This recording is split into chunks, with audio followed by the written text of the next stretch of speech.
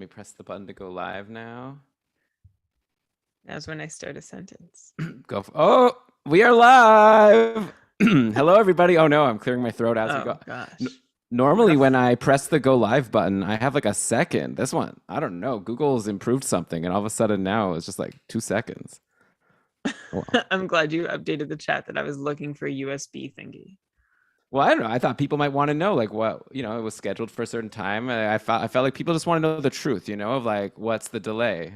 I'm actually curious, like, for people who are like waiting for a YouTube stream to start, like, how long? First, I want to know, like, what's your expectation that it starts on time? This isn't just for, I'm curious. I don't know what YouTube punctuality is like. And then second, how long are you going to wait to find out?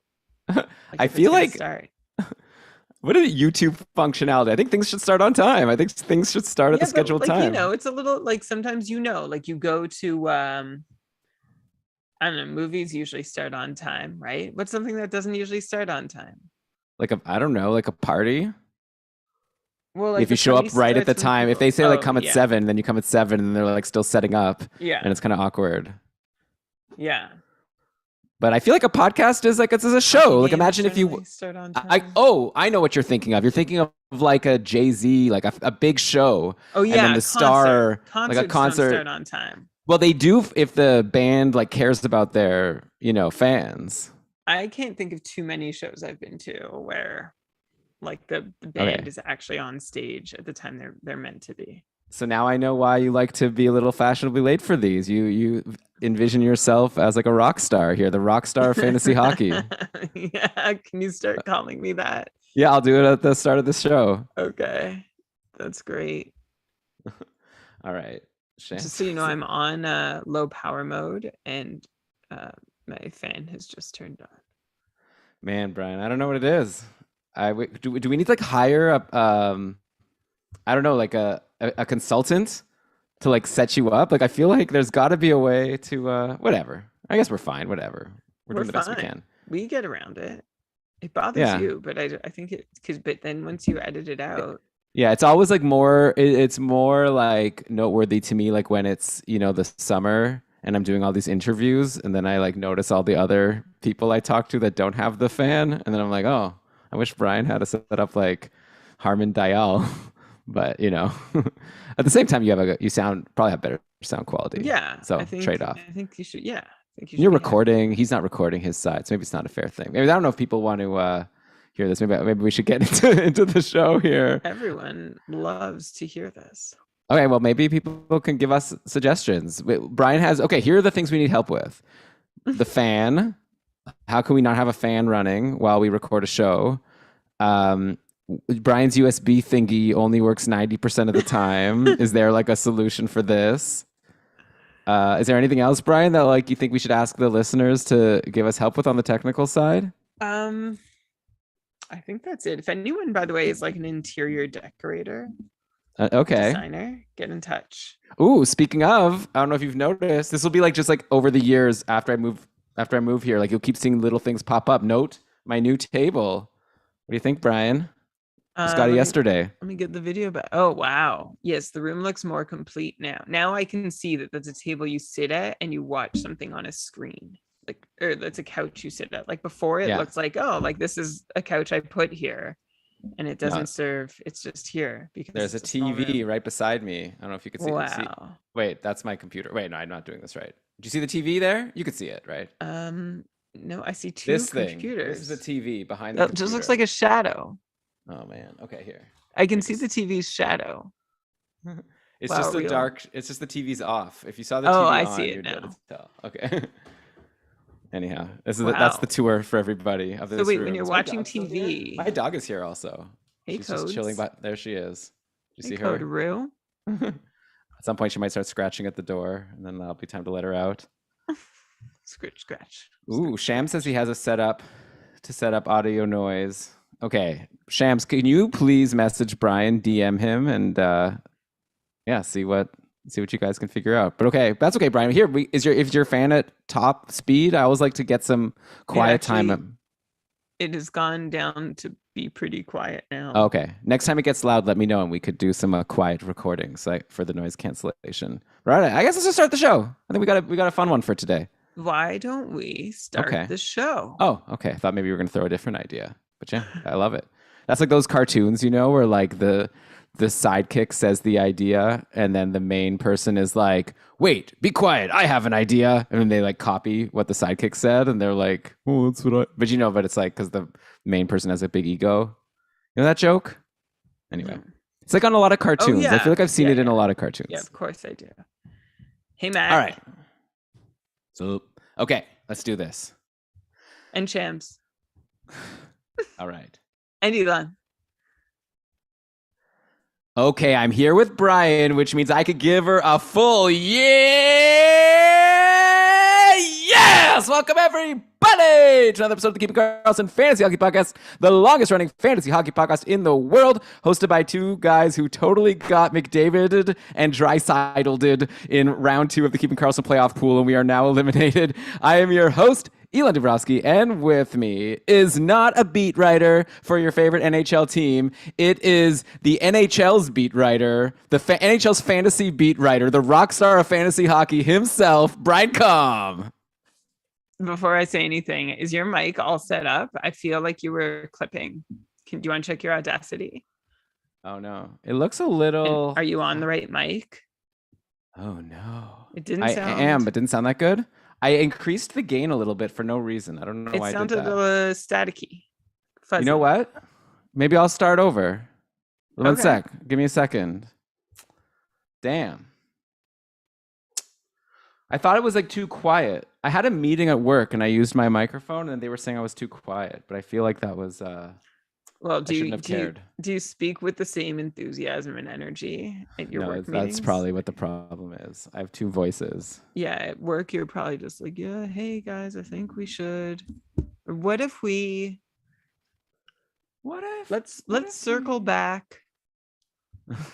That's a lot of what we do. A lot of circling back.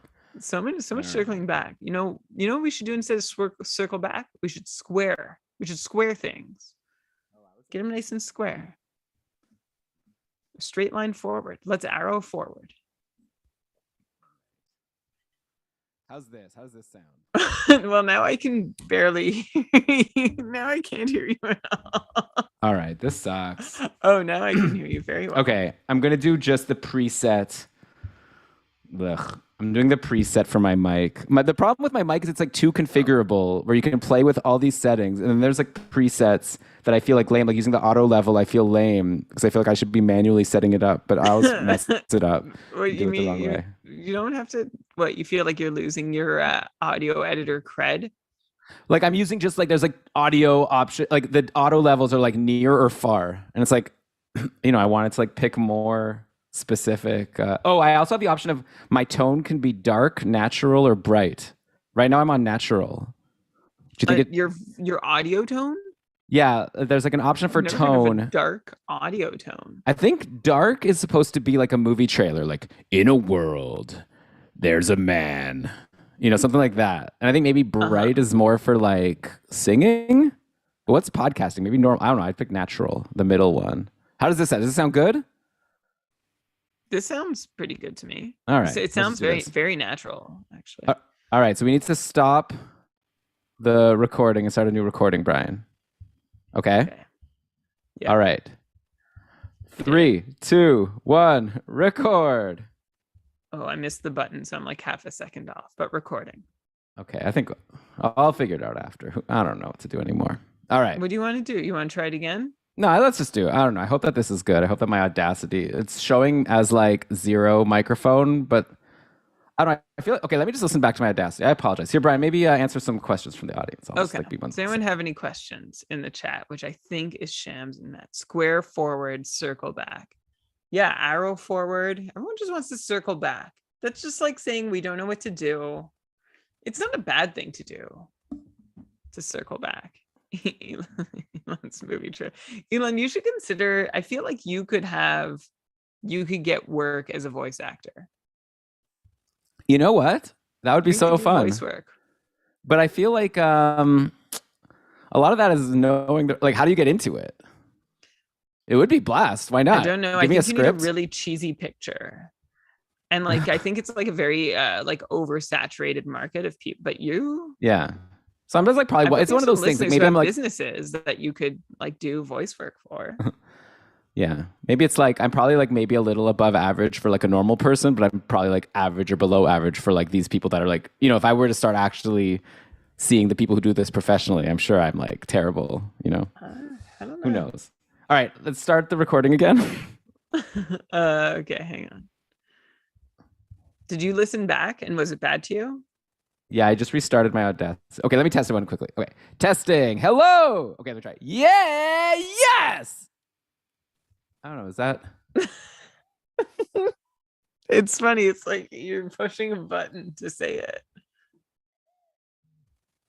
Elon doing a sound check I don't know. at a live I don't know. I'm recording not. is him just standing saying yes. All right, let's just Yes. start. Let's just hope it's for the best. I don't know. I have to play Try with it it a again. little. Yes. All right, let's go. Okay, 3, 2, 1, record. Recording.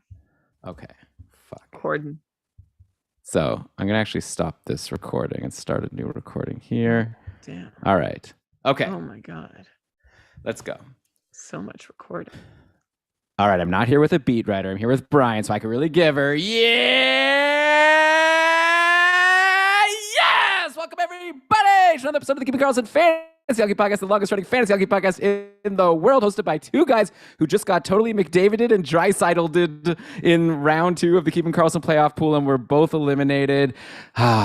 What a shame. I'm your host, Dylan Dabrowski, and with me, as always, is not a beat writer for some boring old NHL team. He is the fantasy beat writer for the entire NHL, the rock star of fantasy hockey himself, Brian Com. Hello, Elon. Hello, everybody. I'd say I'm the fantasy beat writer of the whole NHL, and I will say that I'm a rock star. Thanks. I really appreciate that. It's the first time. I have that rock star attitude, don't I? Well, yeah, you always, we scheduled the recording for 8:30. You waltz in around 8:40 being like, all right, guys, how you doing? Wait, 1 sec. All right, let's do this, guys. And then you knock out an amazing show, right? Because that's the attitude you have to have. You're like the Mick Jagger of fantasy hockey. Yeah, if I started on time, like your favorite band, it wouldn't be as good a show. But it's on time for you because you've downloaded this at the precise moment that you want to listen to it. And we're happy to be here for you in your moment of need and desire to bring you some really good stuff. Like Elon, you prepped this show more like a regular one. It's been a little while since we've done sort of our regular shtick here where you bring up the player and what we're noticing and I go and give some analysis.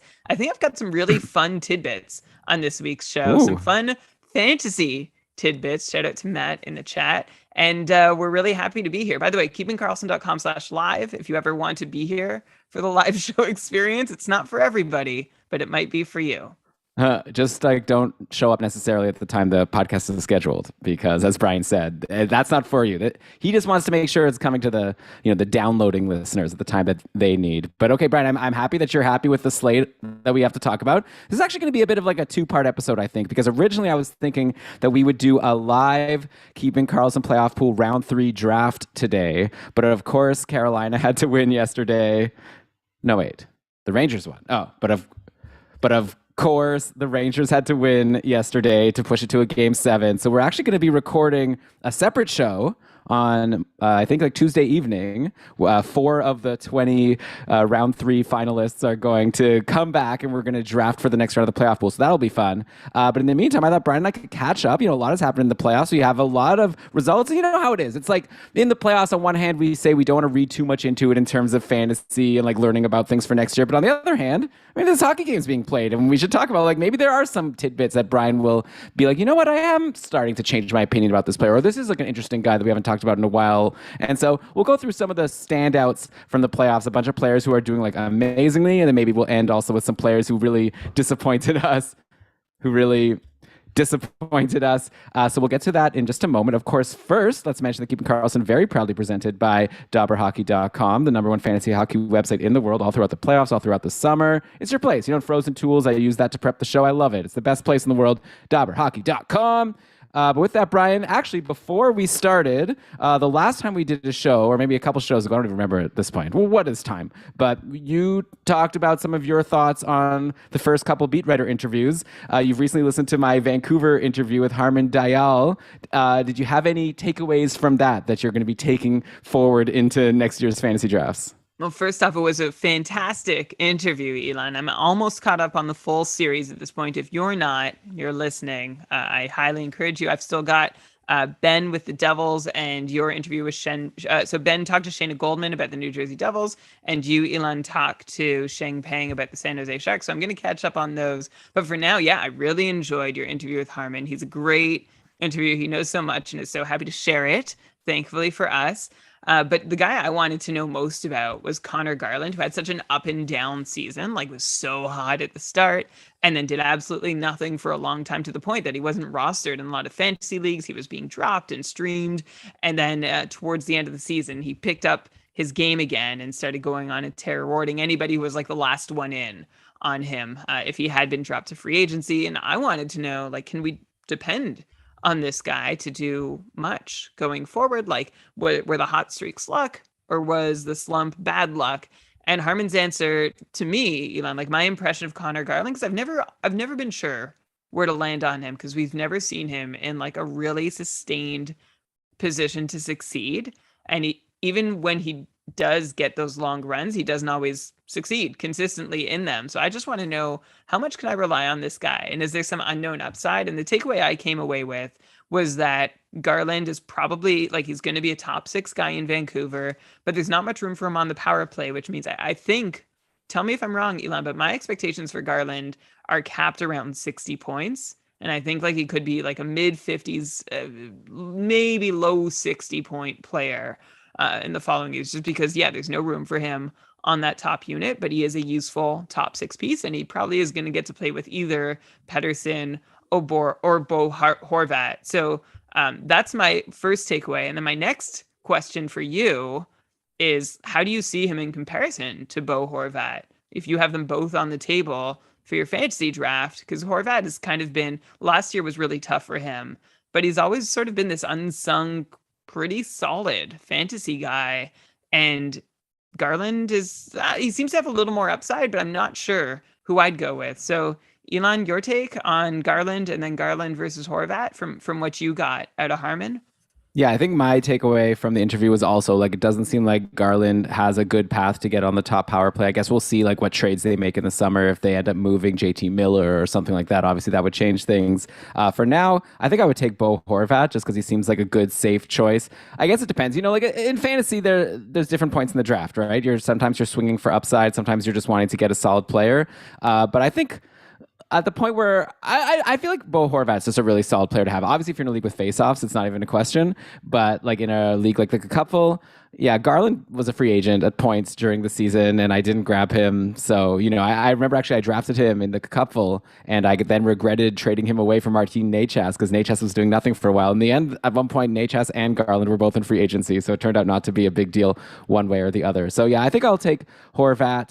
And see, like Garland seems like a good player, but it seems like he's more like a middle six. I don't even know if it's like top six. You know, like I could see him slotting into the third line sometimes, and seems like the top power play isn't necessarily where he's going to go. But we'll see what happens next year. Obviously, it's the kind of situation where a guy like that, given the right opportunity, we don't know. Maybe he could have a much higher ceiling.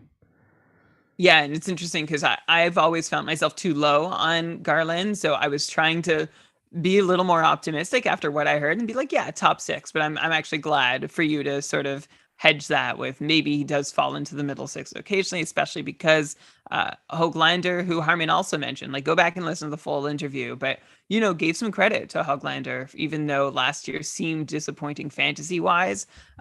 He's doing okay on his, you know, his general development curve.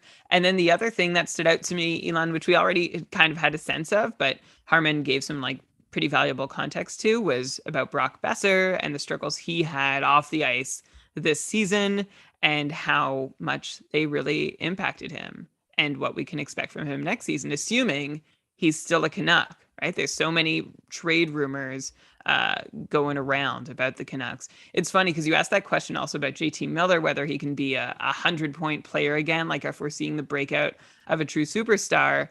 And I thought Harman's answer, I don't know, should I spoil the whole interview for anyone? Now, if you haven't listened, go now. Go listen to the interview and hear what he has to say about JT Miller and decide, like, I would rather you ask Pedersen or JT Miller. And I think I'd take, it's really tricky. I think I'd take Elias Pedersen. Yeah, Pedersen does seem like the real like superstar potential guy like long term.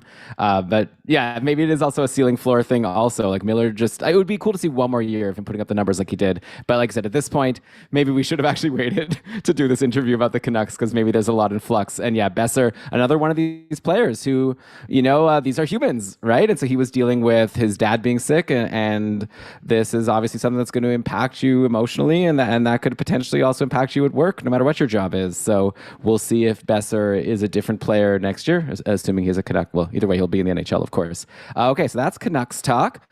Thanks for giving us your thoughts, Brian. And now, yeah, let's get into some playoff talk. We're almost 2 rounds down. We just have the Rangers and Hurricanes playing their game 7 tomorrow, which should be fun. In the meantime, I wanted to look through some of the players who have been like at the top of the list in terms of, fantasy points per game. And of course, number one, I shouldn't even say fantasy points, just points per game, McDavid and Draisaitl. Holy cow. After that demolition of the Calgary Flames, and it's like almost you could say like these two guys single-handedly, like obviously it's a team effort, but geez, like it almost annoys me a little bit because last summer I feel like we were critical of some of the moves the Oilers made in the summer, specifically like trading for Duncan Keith, and now they're like going far. I'm sure that management is thinking, oh, look at us, we're so smart, but I don't know how much is the moves they made. Like Hyman is really working out. I don't want to poo-poo that move, but yeah, this like McDavid Draisaitl pair, unbelievable. They now each have 26 points in 12 games. That's an 178 point pace if this was like a regular season.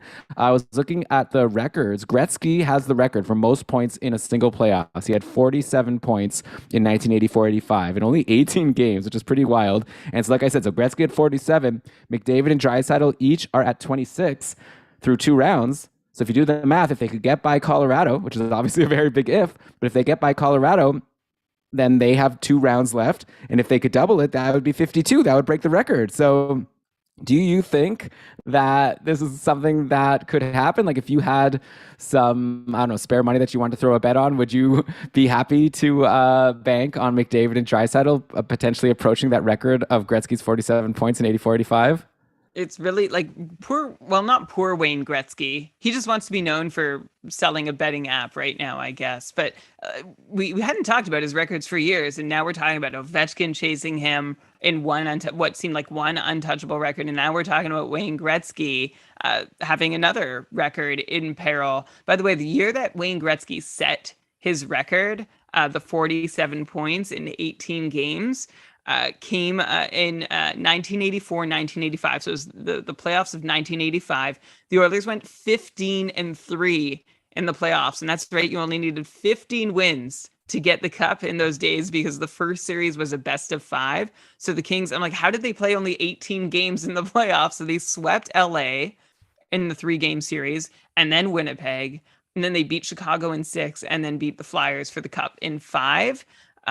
Which is pretty wild. And we see already that, there's a decent chance McDavid and Draisaitl are going to get at least 18 games in, right? They just need to take Colorado to at least 6 to do it. So that would be at least fair to really measure up, if McDavid and Draisaitl can catch Gretzky for this record, though also it's not just about getting the same amount of games for them. You have to take into account the scoring differences in each era, and perhaps McDavid and Draisaitl deserve a couple extra games to try and make it happen because it's harder to score in today's NHL. But as you said, even in today's NHL, those two are already pacing to somehow beat Wayne Gretzky's record. So how are they doing it? LA's goaltending was definitely suspect in the first round, and Calgary should have been better in their own zone against Edmonton. The way they played all season was much better in their own zone, both defensively and from Jacob Markstrom himself, but neither of those pillars really held up in the playoffs for various reasons. Also, another big takeaway related to McDavid and Draisaitl in that series is one thing Daryl Sutter and the Flames tried to do was go power on power, like top line versus top line. And McDavid and Draisaitl and Evander Kane just completely smoked that Flames top line. And they really didn't have much of an answer beyond that. Now, for Edmonton for these guys to break Gretzky's record, They're looking at doing it against the Colorado Avalanche and Darcy Kemper, who himself has not looked particularly intimidating really at any point through these playoffs. So I think these guys have a chance to actually break the record. I think Edmonton actually has a chance. Like I said, they have to take Colorado to 6, and I think it could be a better series than I would have expected at the start of the season. Yeah, well, I mean, they have to take Colorado to 6 just to catch Gretzky's games. It's going to be a lot harder to actually catch those points. But yeah, it Yeah. should be a fun series. It's insane to look like in this. Like what I said at the start of the show, right? We this keeping Karlsson playoff pool we've been doing. We redraft every round, and people were and one perk or like highlight of the league. Maybe I don't know if this is a perk, but like if you do well in round 1, it actually helps you a lot in round 2 because we don't do snake drafts. So the people who ranked higher in round 1 then get to draft. Like if you get first overall pick in round 2 because you came first in your league, that means you get also first pick in like every round of the draft. And some people were saying, oh, maybe that's a bit too much of an advantage. And we were sort of discussing on Discord and saying, yeah, I mean, come on, like it's the playoffs, it's so hard to predict. Really, at the end of the day, it just seems like it was such a monster advantage. If you got, and the thing is, Draisaitl, there were rumors that he might miss a game with an injury at the start, so like some people might have gotten him pretty late. But man, if you got Draisaitl, it's like almost like bad if you lost. We should look at the stats and see like he had at least 3 points in every game. He had 3 games with 3 points and 2 games with 4 points. That's a pretty outsized advantage, even though the series only went 5 games. So yeah, just insane watching these guys. Yeah, there's some other Oilers that are also putting up incredible numbers. Like Evander Kane, you mentioned, 15 points in 12 games now. That's a 103-point pace. I don't know if these point paces are interesting, but just to give context of like what that would mean if he was doing that for a whole regular season. He had 39 points in 43 games in the regular season. Evander Kane did, which is around a 70-point pace. Like, assuming he re-signs with Edmonton next season, and I don't know, it seems like a pretty good fit so far. I know other teams might be reticent to sign him for different reasons, and Edmonton clearly doesn't have that concern, especially now that he's helping them go on their longest playoff run in a while.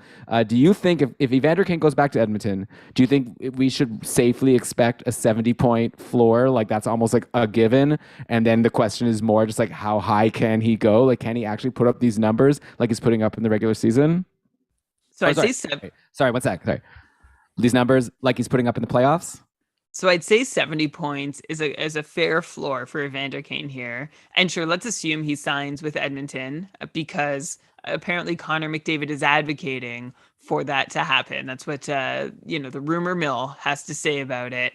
Why wouldn't McDavid be advocating for that? But the key thing to keep in mind here when we're trying to project Evander Kane based on what we're seeing now in the playoffs is that in the regular season, there was not a single night that Kane took the majority of his shifts with Connor McDavid and Leon Draisaitl. And now in the postseason, those two have been his most frequent line mates. He spent 50 minutes on the ice so far with both McDavid and Draisaitl at even strength. His next most common combination is 42 minutes with McDavid and Jesse Puljujarvi instead of Leon Draisaitl. So that's one piece why Evander Kane is going like off the way he is. He's really succeeding playing with McDavid and Draisaitl, which isn't to take anything away from him, but it is something that we didn't see happen in the regular season, and I don't know that we'll see it continue when we see the regular season pick up again in 2022-23. The other piece is that Evander Kane has 12 goals on 51 shots these playoffs, so he's shooting at nearly a 25% conversion rate. That's about double his usual clip. So that also won't sustain. It's been a great run for Evander Kane, but he really is, to me, like this performance is not telling me that I need to rush out and like be ready to bump him up my draft list. In fact, it's telling me that he might be someone that gets overdrafted next year and that others might be bumping him up their draft list, which is, in my opinion, that could be a good thing. That's the way I'm seeing it. Like he looks more like somebody whose draft stock is going to be more inflated than someone who has actually legitimately upped his draft stock much beyond being a 70-ish point player. Right. Okay. So I could see right now a lot of people seeing him. Maybe I'm just gonna throw a player out there, like maybe like a Gensel, like who also had a really great playoffs, and like I could see people at this point wanting to draft Kane around where Gensel is getting drafted. And it sounds like you're saying you would like for sure rather take Gensel when we're in like the second round and someone like that is being taken. I would, and maybe I'm not being like maybe Kane stays with McDavid and Draisaitl in the regular season. I don't see that being a thing for the Oilers over 82 games.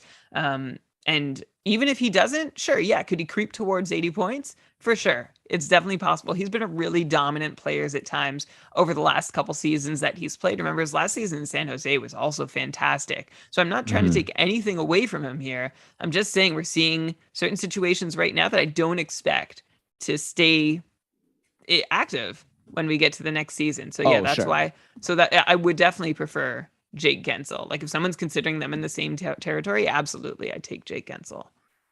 Yeah, like I mean, the Oilers rarely keep the same line combinations for like 5 games in a row, let alone a whole regular season. So that's almost without a doubt. Yeah, Zach Hyman also having a great series. He's got 12 points in 12 games. He scored in every game in the series versus Calgary. In that last game, in Game 5, a goal and 2 assists for Hyman and 7 shots. So that signing really looking like a winner. Of course, it's the kind of thing where the money isn't that bad. I think what is he making, like 5.5 a year or something like that? But it's like it's the fact that they signed him to a 7-year contract. So the Oilers taking a risk that he'll help them in the short term, and they're willing to take that like penalty, in the long term when he's like aging out a little bit. But in the meantime, like it sounds like they're getting exactly what they hoped for, right? And now also with him, you look towards next season, he had a 58-point pace in the regular season this year.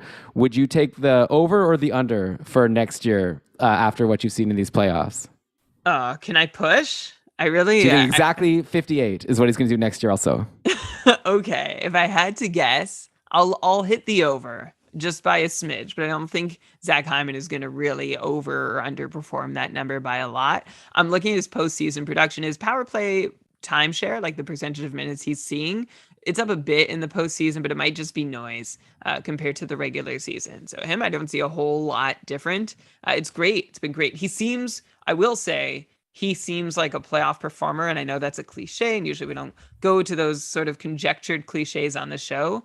But this is a guy who, like, you see in every stride he takes and every way he moves his body on every single shift, he is so dialed in, fighting every step of the way. So he's the sort of guy who shines in the grind that the playoffs can be because he plays this way all season long. So I think he's getting that spotlight. Should it really impact his fantasy draft stock? I don't think so, but it's good to see him getting some recognition. Yeah, he's definitely going to be drafted lower, no matter what he does in the playoffs. Like last year, the hype was like outsized. Everyone was assuming Hyman was going to be locked in with McDavid or Draisaitl like all season long and on the top power play. Didn't exactly work out that way. Not a bad season, like not like this explosive season that people were expecting. But I could see him end up like if people who drafted him are now shy about taking him again, like that could be an opportunity. It'll be fun to talk to the Edmonton beat writer once they're done and see like what they think is the future for the team. Obviously, we have to see what happens with the Evander Kane because he's going to be a UFA. Then I guess I don't want to make this the Oilers show completely, but Ryan Nugent Hopkins also like 11 points in 12 games. Yeah, just a lot of Oilers doing well. It's funny. I feel like all season, we talked about guys like Puljujarvi and Yamamoto. It's kind of like, kind of boring. It's like, but RNH, like he was kind of boring at the end of the regular season, and he really is stepping up in the playoffs. So another guy that the Oilers signed to a long contract recently and looking pretty good right now. Hello, are you with Sorry. me? What Yeah, happened? sorry. Sorry, Nugent Hopkins. Did I lose you? No, no. Can you hear me? Yeah. Okay. Um, it's been a pretty impressive.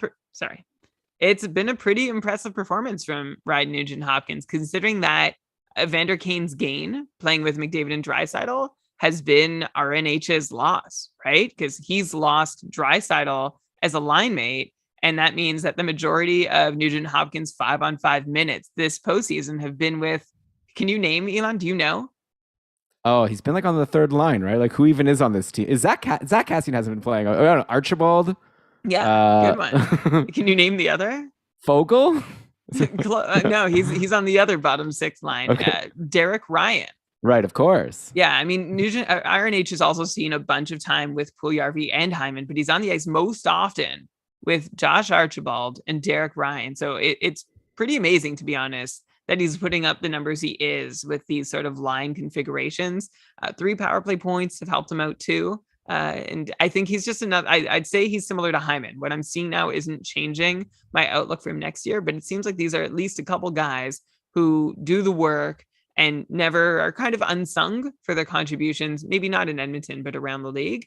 And it's nice to see them finally doing some big things in the national or continental spotlight. I got to be honest. I don't actually know what's going on with Zach Cassidy. I don't know why I even brought him up. It's just funny. Like a couple of years ago, he was like a big deal, right? He was on the top line. He ended up getting this big contract. Is he being like healthy scratched, or is he injured? Like, has he even been playing? I see that he got fined for a cross check of Sean Dursey back in the first series. But yeah, it's not a name I've heard in round two. Anyway, who cares? All right, let's move on to. I think Okay, that's the bottom line. the fun part about this episode of Keeping Karlsson is normally, we're talking about players. Like, we want to give people advice during the regular season that they can actually use. And so, talking about your McDavids or this next guy I want to talk about, Sidney Crosby, it's not too useful because these are players that are rostered and, unlikely to be traded even. But, in this episode now, it's fun to like just look at who are the best performers. And looking through the list of top performers in the playoffs so far, at least in terms of points per game, like it's all the superstars. Like, it's pretty predictable almost in a good way. Like, it's fun to see our superstars being superstars. And yeah, Crosby had a great playoffs in his 6 games. Unfortunately, it was too short, but yeah, 10 points in 6 games. Remember, he missed a game. But yeah, he played 6 of the 7 games versus the Rangers. Anyways, he also had a really amazing regular season, 84 points in 69 games. It's a 100-point pace. This guy's 34 years old. Sid the Kid, no longer a kid. I guess that's not a hot take to say that anymore. I'm sure there's like a million tweets that have said that. He's going to be 35 in August. So, Brian, what are we going to project for next season? Like, he just put up a 100-point pace. He's going to his age 35 season. You'd think he's got to regress at some point, but at the same time, he's Sidney Crosby. He's not a normal NHL player. Like, I'm looking at Jake Gensel, who also had a great playoffs. He had 10 points in 7 games. If you had to pick, just to make a concrete question for you, if you had to pick who's going to get more points next year between Crosby and Gensel, who are you taking?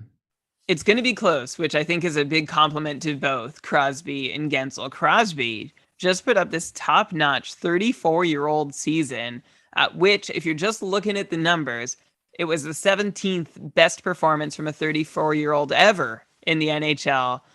But he only played 69 games. So if you adjust for the missed time and assume that Crosby holds pace over an 82-game season, then Crosby's age 34 point production ranks as the third best ever, behind only Mark Messier and Wayne Gretzky, who both outpaced Crosby by a smidge in the same season, 95-96, so almost 30 years ago. And I did my homework. I'm like, well, what did Messier and Gretzky do the next season? They followed up with similarly dominant age 35 seasons. But that was then, and this is now. And there are a few recent examples of 35-year-old players, because that's what Crosby will be next year, putting up 90-plus point paces. By the way, Quant Hockey, a really great place to look for this info.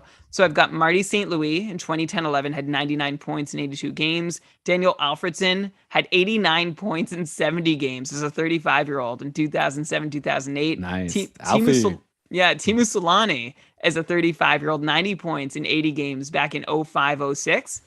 And honestly, I don't see why Sidney Crosby would not join this group. And I think he probably has a shot at topping it. And that's what I'm excited to see. For me, it's not a question of can he have an elite 35-year-old season? It's can he have the best one we've ever seen? So that's what I'm hoping for. And that shows you where I stand on Sidney Crosby. Then I'm hoping for another 100-point season from him. And I think Jake Gensel is both a big part of that for Crosby and also a big benefactor of it. Who's like the guy who benefits from it, right? That's a benefactor. Yeah.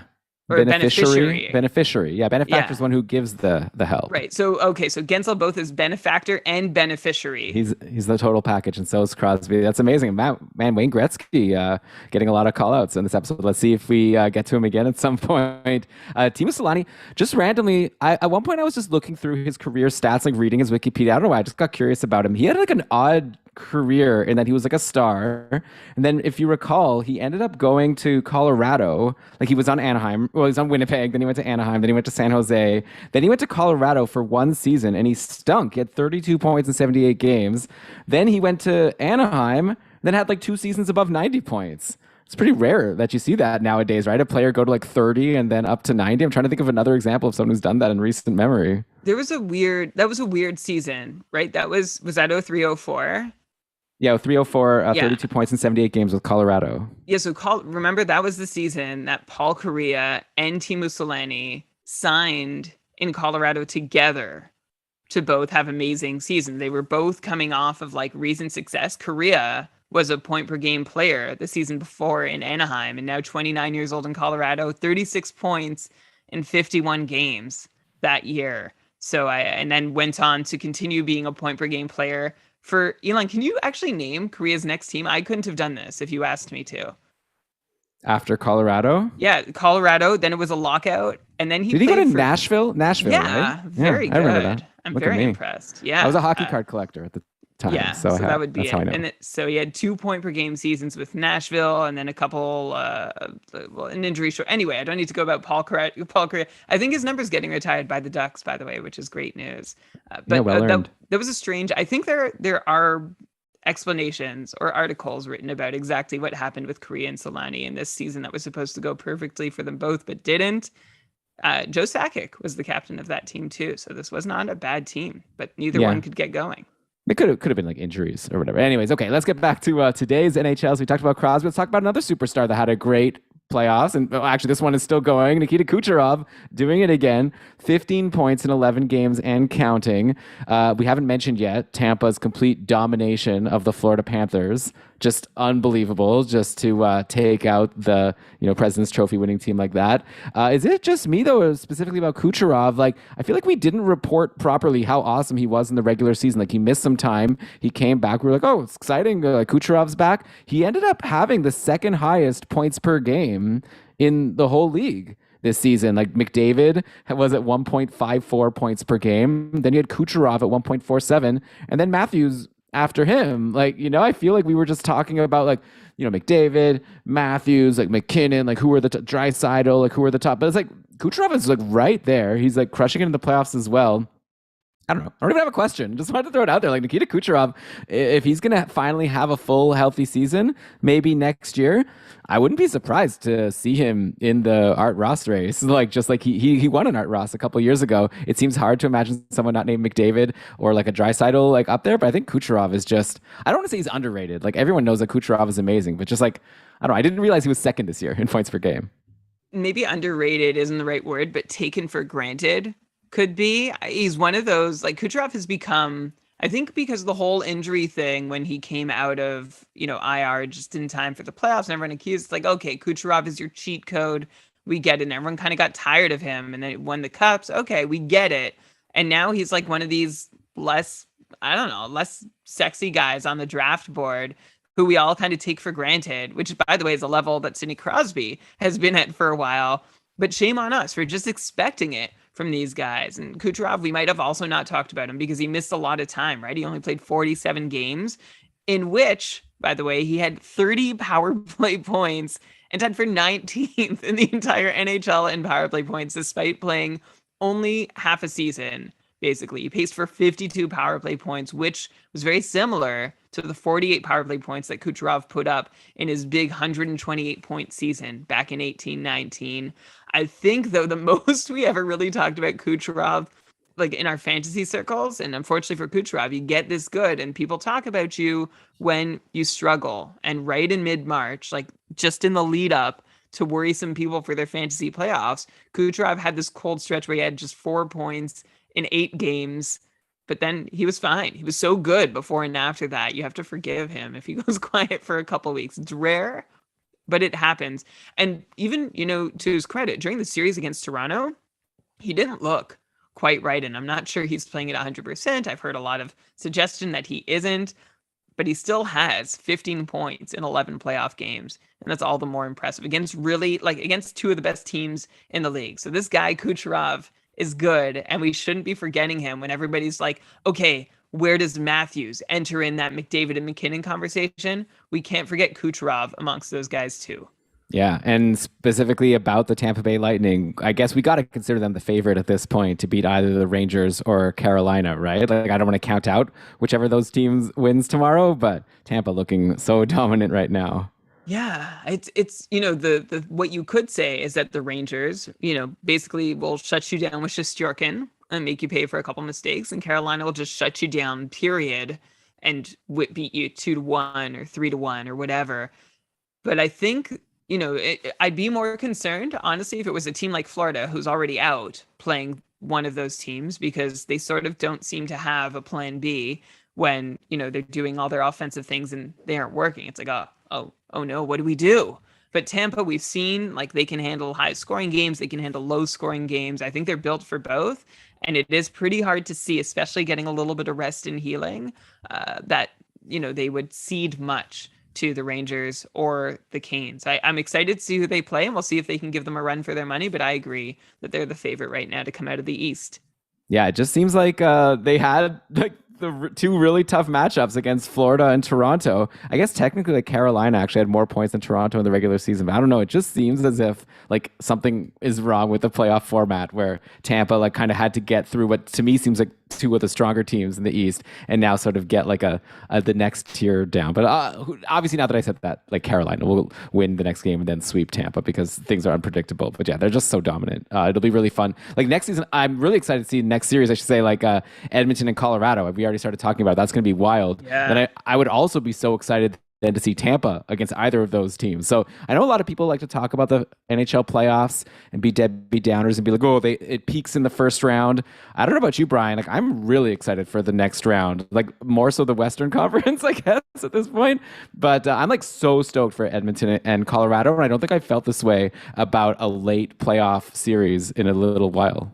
I agree. It usually seems like there's at least one and sometimes two teams that sneak through this far and get hot or ride their goalie to a point that they don't deserve it. Sometimes they find themselves all the way in the cup finals, but it does kind of take some of the buzz, and you see some of the best teams in the league just fall by the wayside early on. It's like, okay, well, I don't want to watch like boring hockey or not the very best hockey I could see, but we have between Tampa, Edmonton, and Colorado three teams who are pretty exciting and fun to watch. And I guess Carolina or the Rangers will be the odd one out of the group, but they'll still be playing Tampa.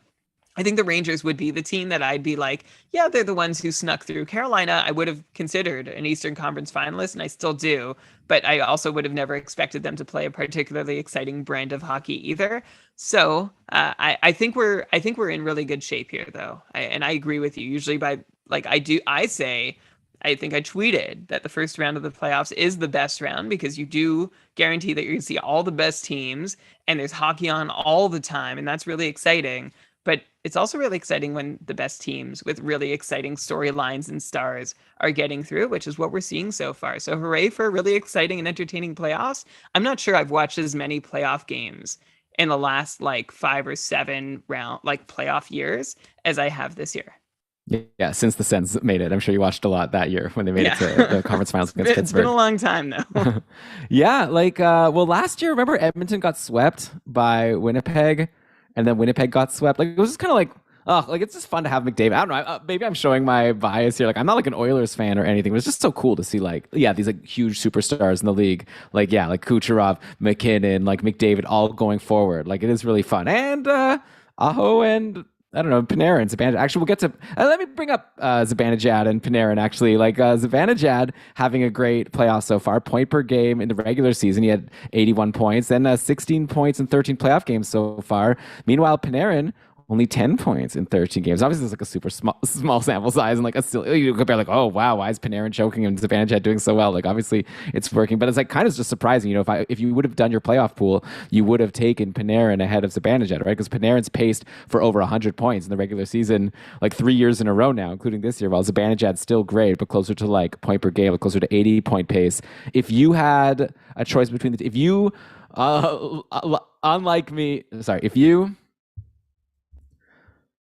could have gotten through round two of the Keeping Karlsson playoff pool, which I know you did, neither did I. So we're in the same boat here. But if you did get through and then you were choosing between Zibanejad and Panarin, who would you take? Like on one hand, you know, Zibanejad better in the playoffs so far, but on the other, like Panarin was better in the regular season. Huh. I mean, I honestly don't know for a playoff pool. Like we know it's all random. It's pretty random. I mean, Zibanejad seems pretty possessed. It's like you can see him getting ready to score and put the team on his back and be the guy.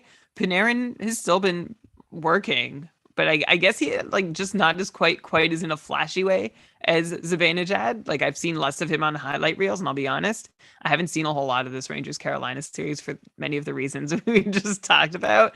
But if we're the regular season, I would just, at least I'll say I'd go with Panarin. There was a time this season though, like I'm happy to see Zibanejad get redemption because Zibanejad started the season slow. Like over the first couple months, he had 21 points in 28 games, and that was after last season.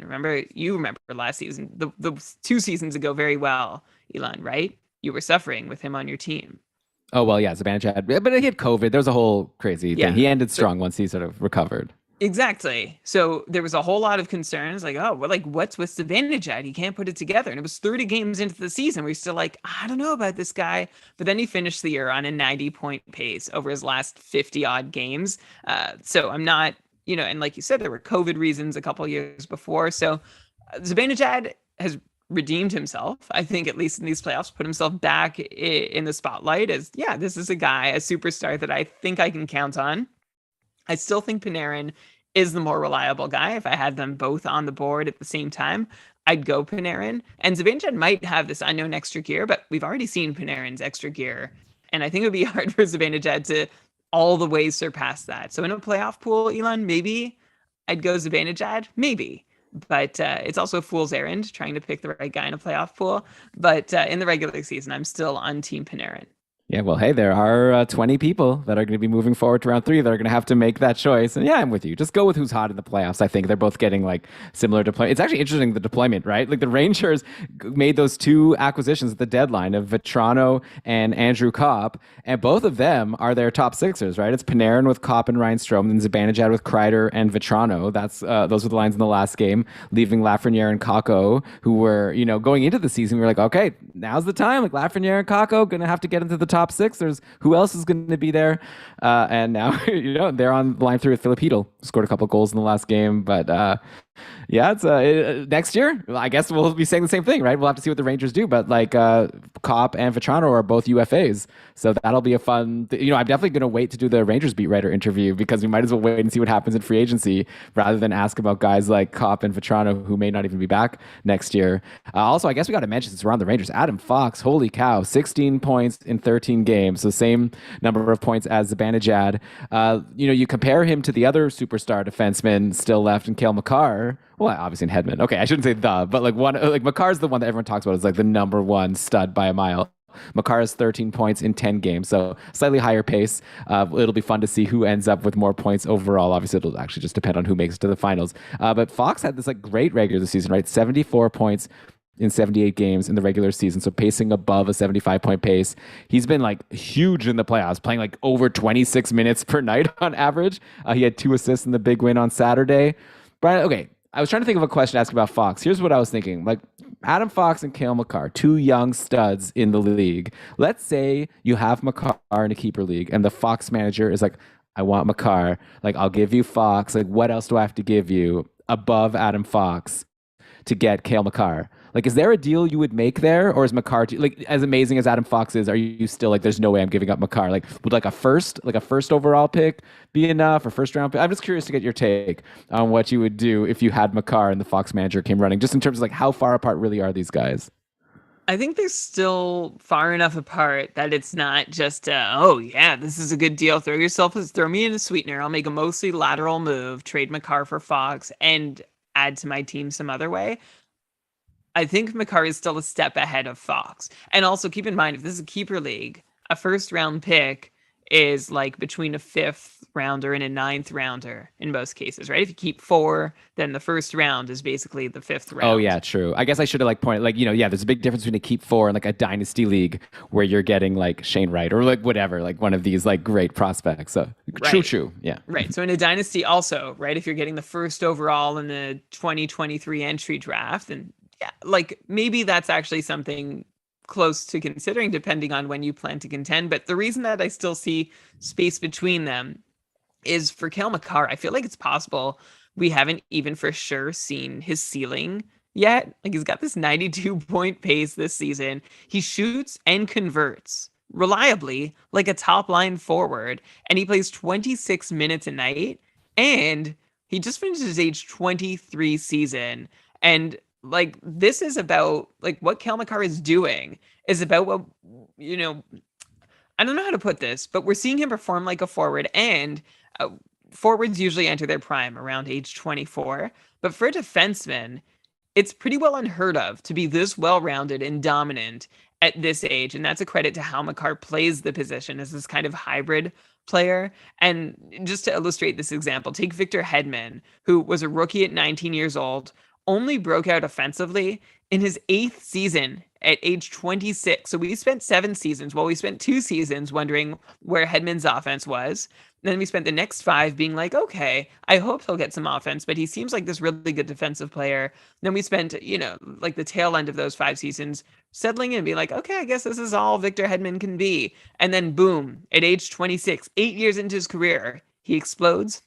Cale Makar has been doing that since age 21 already. 21-year-old rookie Makar had a 72-point pace, then an 82-point pace, and then a 92-point pace. And then just compared to Adam Fox, who really is amazing. And it's going to sound like I'm down on Fox when I start talking about him now, but it's just to try and draw this distinction that I still see between Fox and Makar. Fox's 21-year-old rookie point pace was 29 points, which of course he wasn't playing the full role that he was going to play yet.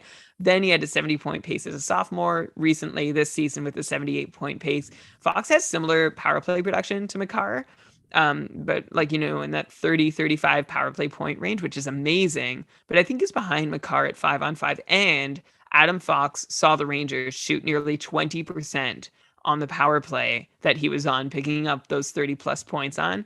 And I think some of those were definitely thanks to Chris Kreider's crazy power play shooting percentage this year. So I'm not sure that the Rangers power play will be that good again, which means I'm not sure Adam Fox's power play numbers will be that good again. Of course, Fox still has room to grow himself, but I feel comfortable projecting Fox for, say, 75 points next season. In other words, to hold what he did, well, I think it's possible Cale Makar can actually take a legit shot at being a 100-point defenseman. So if I had Makar, I would ask, if someone came to me with Fox, I'd say, what else are you going to give me? I think I need somebody in a dynasty. I definitely need that first round pick to even think about it. And then I think if it were like a keeper, or let's say it's a keeper, I'd want someone who I would be drafting normally if everyone was out there in, say, the first 4 rounds. I think that's where I'd go.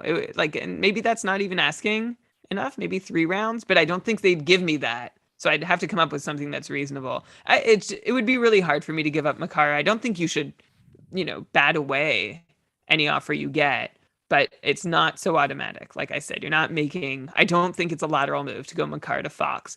What do you think? That's a lot for me, Elon. What would you do? No, I think I agree. I think Fox is great, but yeah, it seems like it'll be surprising to see him breach now. Obviously he's having this amazing playoffs, but yeah, probably breaching this 75-ish point pace seems unlikely. That seems like a pretty nice ceiling for the guy. But yeah, Makar could literally be one of the best offensive defensemen ever. I'm really high on it. You see the highlight reels. I don't want to be too affected by just the highlights, but unbelievable. Yeah, so I can see him being 100-point guy. I think if the Fox manager is coming to me trying to make that trade, I think I'm looking at fine, then let's also make another Rangers swap, and a Rangers Colorado swap, and maybe you give me McKinnon and I'll give you Zibanejad, and then that completes the deal. Something like that. I would want I see that as kind of a similar swap, Fox and Makar, and then McKinnon to Zibanejad. Yeah, that definitely makes it more concrete. If you can make a similar upgrade at forward, the opposite direction, then for sure. And if anybody does do any of these deals, I'd be very curious to hear from either the side getting Fox or the side getting Makar. Yeah, I'm very wimpy, right? In a dynasty league, I'm trying to think of Maddie and my biggest trade. I feel we mostly make trades in my dynasty that are more we're trading to a non-contender and giving picks for forwards. I can't think of a straight up big name for big name trade that I've made. Maybe one day it'll happen. Okay, let's talk about, where do I go? There's so many superstars that have been so good. Okay, I could obviously bring up Matthews and McKinnon, the great playoffs they've had or are having. Kirill Kaprizov. Unfortunately, Minnesota only played those 6 games. He had 8 points after a 108-point regular season. He really he did seem like the best player on this Minnesota team. Fiala kind of didn't really come through. Boldy did nothing. That line, it really was the Kaprizov line. Seemingly that was helping Minnesota get as far as they did, which was only 6 games, unfortunately, against St. Louis. But are we at a point now where Kaprizov is a first round pick, potentially a couple drafts next season? He seems like such an amazing superstar.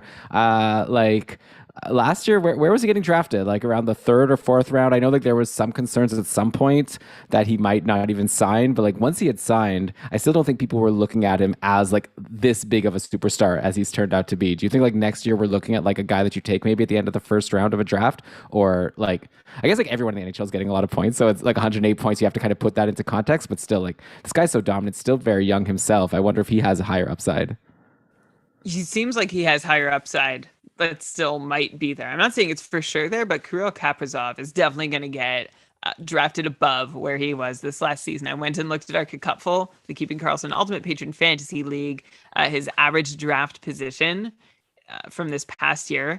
He was drafted on average 37th overall. So that's some part through, that's like about just over halfway through the third round. The earliest Kaprizov was drafted was 24th overall, and he was drafted as late as 47th overall. I myself drafted Kirill Kaprizov with a late third rounder. I was thrilled about it. No way I get him at that spot again because I believe in Kaprizov's 109 point pace, and I'm interested to see if he can push it even further. He's got the skill. And one reason why I think he can push it further beyond just like having another year under his belt and, developing his game is that he only saw 14 minutes a night at 5-on-5 on average. I feel like if he could get another couple shifts per night, that's all he'd need to be like to break that 110 point barrier and then add a few more on top of that. If I were to try and offer a counterpoint to myself, like I don't even know if I should say this because I don't believe in it, but just the fact that Minnesota was wrecked by St. Louis in the first round, and I think like devastated by it, right? That's not how it was supposed to go. They were a team to fear this year. So does that mean they changed the game plan at all and asked Kaprizov to do something different? But I really don't think so. I think that was a goaltending collapse in the first round for the Wild as much as anything. They're already a very good defensive team, so I don't see them shifting to become an even better defensive team just because their goaltender fell apart. So yeah, I'm saying this, but I'm not actually worried it's a possibility. I think Kaprizov is at least going in the top two rounds this year, potentially towards the tail end. Towards the tail end of the first round this year, I got Alex Barkov. I would still prefer Barkov to Kaprizov. So if that's my measuring stick, Kaprizov isn't quite in the first round, but he's not far from it. Like it seems like reasonable what you said. Like when you actually look at the numbers, I don't think Barkov and Kaprizov they paced actually both for 108 points. They had similar point paces. I guess I'd have to go into like the couple scoring. I think Kaprizov takes more shots than Barkov, or at least close. Also, like I think they're a lot closer. Like yeah, maybe I would also take Barkov a little bit higher, but I think we're talking like pretty similar territory, which I think it says all you need to say about Kaprizov. It's close, yeah. Yeah. Okay. How about some unexpected guys that did well? I've just been talking about superstars this whole time. I guess I did mention Andrew Kopp on the Rangers, who's having a good. I don't know if I brought up his numbers. 10 points in 13 games. He had 18 points in 16 games after joining the Rangers in the regular season, and he's a UFA coming up. I'm just curious. Obviously, it's hard to project what's going to happen. I just wonder what kind of contract this guy is going to get. Like. If you're a team, you look at these numbers, you're like, okay, this guy's a star. At the same time, he's Andrew Kopp. Like, I don't know, like, has he done enough to, undo all those years where he was just like a solid player, but not like, a 70 plus point guy like he's looking like in these last few games with the Rangers and now these playoffs. I just wonder like where he's going to sign and also like what will that mean for his fantasy value? We'll obviously talk about it after July 1st when he does get his contract, but I wonder if he'll be the type of player that's overdrafted or underdrafted next year because I could really see it going either way. I think the maybe a good comparison going back to the top of the show for Andrew Kopp is Connor Garland, who feels like they could both land in the same sort of neighborhood, don't have much beyond like a ceiling. They don't feel like they have a ceiling much beyond what they've shown. Like Andrew Kopp has a 60-point pace the last couple seasons, and I think he can do that again in a top six role with quality line mates. We don't know where he'll land. I think if anyone asks too much from him, like whatever team signs him, they may be disappointed if they expect him to be one of the drivers of, say, the second line on their team. But clearly, this, where Comp is a really solid complementary piece, that's a role he can play and put up 60 points with. He did it in Winnipeg. He's showing success doing it with the Rangers. I think he's a good player. I don't think he's lucked into this season's. I think it is about finding him the right fit for line mates. So where he lands is going to be a huge decider here. And we see when someone moves to a new team, it doesn't always click. It's clicked for Cop, but it might not click for him wherever he goes next. So I would be a little wary, and I think I might go Garland ahead of him if he's Hmm. leaving the Rangers. If he stays with the Rangers, maybe I'll take Cup first. But that's where I see him. I see him being a solid 55, 60 point option should he be in a situation where he clicks. Yeah, I feel like it seems like just such a great like place for him right now on the Rangers, both for him and the Rangers, since maybe they're not confident yet that Lafreniere or Kakko are ready to step up into the top six and be as dominant as, or at least as productive as Andrew Kopp has been. Han here in the chat, who I believe is Norm. I don't know how you pronounce Haen. How do you think you're pronouncing that? Just Han? Like I would Han say Solo? Hyan or Hayan, but it's Han. Norm. We know it's Well, it's not. So I Norm. could just say Norm. Well, I don't know. I don't know. Maybe he wants to be referred to by his chat name. But either way, he's saying that I'm curious if he stays with the Rangers. He's looked good this postseason. Yeah, like his contract right now is 3.6. So he's definitely going to get a raise. But maybe he'd be willing to take, like, maybe the Rangers would be willing to give him a longer term deal, maybe like a 5 million a year. I don't know. It'll be. I'm starting to learn more about contracts now that I'm in Dynasty League, so like it's fun to like kind of predict and see what'll happen. But I could see the Rangers maybe going like a 4 by 5. I don't know. We'll see. Okay, so maybe do you have a comment on my like, contract speculation? Or you want me to move on here? My comment is to check out our friends at Evolving Hockey, evolving-hockey.com, who have their contract projections that have been amazing over the course of the past few years. That's where I would go. You have to become a pro subscriber, a subscriber to a certain level to see their like support them, but they deserve the support. Sure. So Okay. that's where I would look if I I was trying to yeah. guess contracts. I wonder if it's like harder for someone like because like Cop is like being is part of this playoff run. Like it almost like if he helps the Rangers get past the Carolina tomorrow, I wonder if that like raises his contract and it's not something that's like part of the model, just like a playoff hero, like all those guys on Chicago who got big contracts after they helped the Blackhawks win a couple cups. Okay, who else has had a good play? Oh wait, let's talk about some St. Louis guys. Okay, like Ryan O'Reilly came out of nowhere, 12 points in 12 games.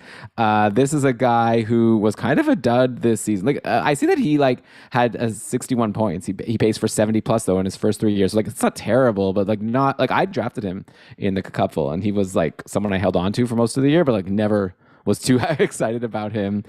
He was pointless in his last 3 games versus Colorado for what it's worth, even though St. Louis scored 10 goals in those games. I don't know if that's like something bad to say about Ryan O'Reilly or more just like we know how St. Louis was this year, just like spreading things around. Some guys would go hot, some guys would go cold, but it was nice to see Ryan O'Reilly really come through for the people who probably got him at good value in their playoff pools. Are we at a point now? Like, should we for next year expect like Ryan O'Reilly to go back to being like the 70-point guy he was previously, or is this just like a new era in St. Louis? Because there's like so many guys. Like Perron had a big playoffs, Buchnevich had a big playoffs, Tarasenko, and then obviously we saw Rob Thomas who like didn't do as well in the playoffs as he did in the regular season at the end there. But just like there's so many names. I wonder if we're just like, are you ready to go back to Ryan O'Reilly at 70, I guess? Or do we have to just expect now that he's just part of this like glom of guys where no one is going to maybe be, or if someone is, it's not going to be Ryan O'Reilly. It's going to more be like the Rob Thomases or the Buchneviches, Tarasenko's who are going to like over eclipse him in the regular season. I'm actually not buying into any of those answers because we talked a lot about what St. Louis was doing in the regular season this year and why no one guy seemed to be doing quite as well as we've ever seen them do or hoped they would do. And the reason was that St. Louis was sharing the wealth a lot in the regular season. They'd really flattened out how they distributed ice Yeah. time. Do you mind if I I, just jump in? Just because like I know yeah, like you like that was what we said about guys like Ryan O'Reilly, but to be fair, Pavel Buchnevich had over a point per game, right? Like that's he had a career year. Like Rob Thomas also had like over a point per game. So it's not as if like no one on St. Louis was able to put up huge right. numbers. So sorry, that was more about okay, so let me clarify. That was more about why Ryan O'Reilly, or Yeah. like at some point, the way we talked about Braden Shen changed a little bit, even though we expected less from him in general. But I think Ryan O'Reilly was probably the one that confused us the most until we realized, well, like, yeah, these other guys like Rob Thomas and like Pavel Buchnevich are getting more minutes, and that's eating into what Ryan O'Reilly can do.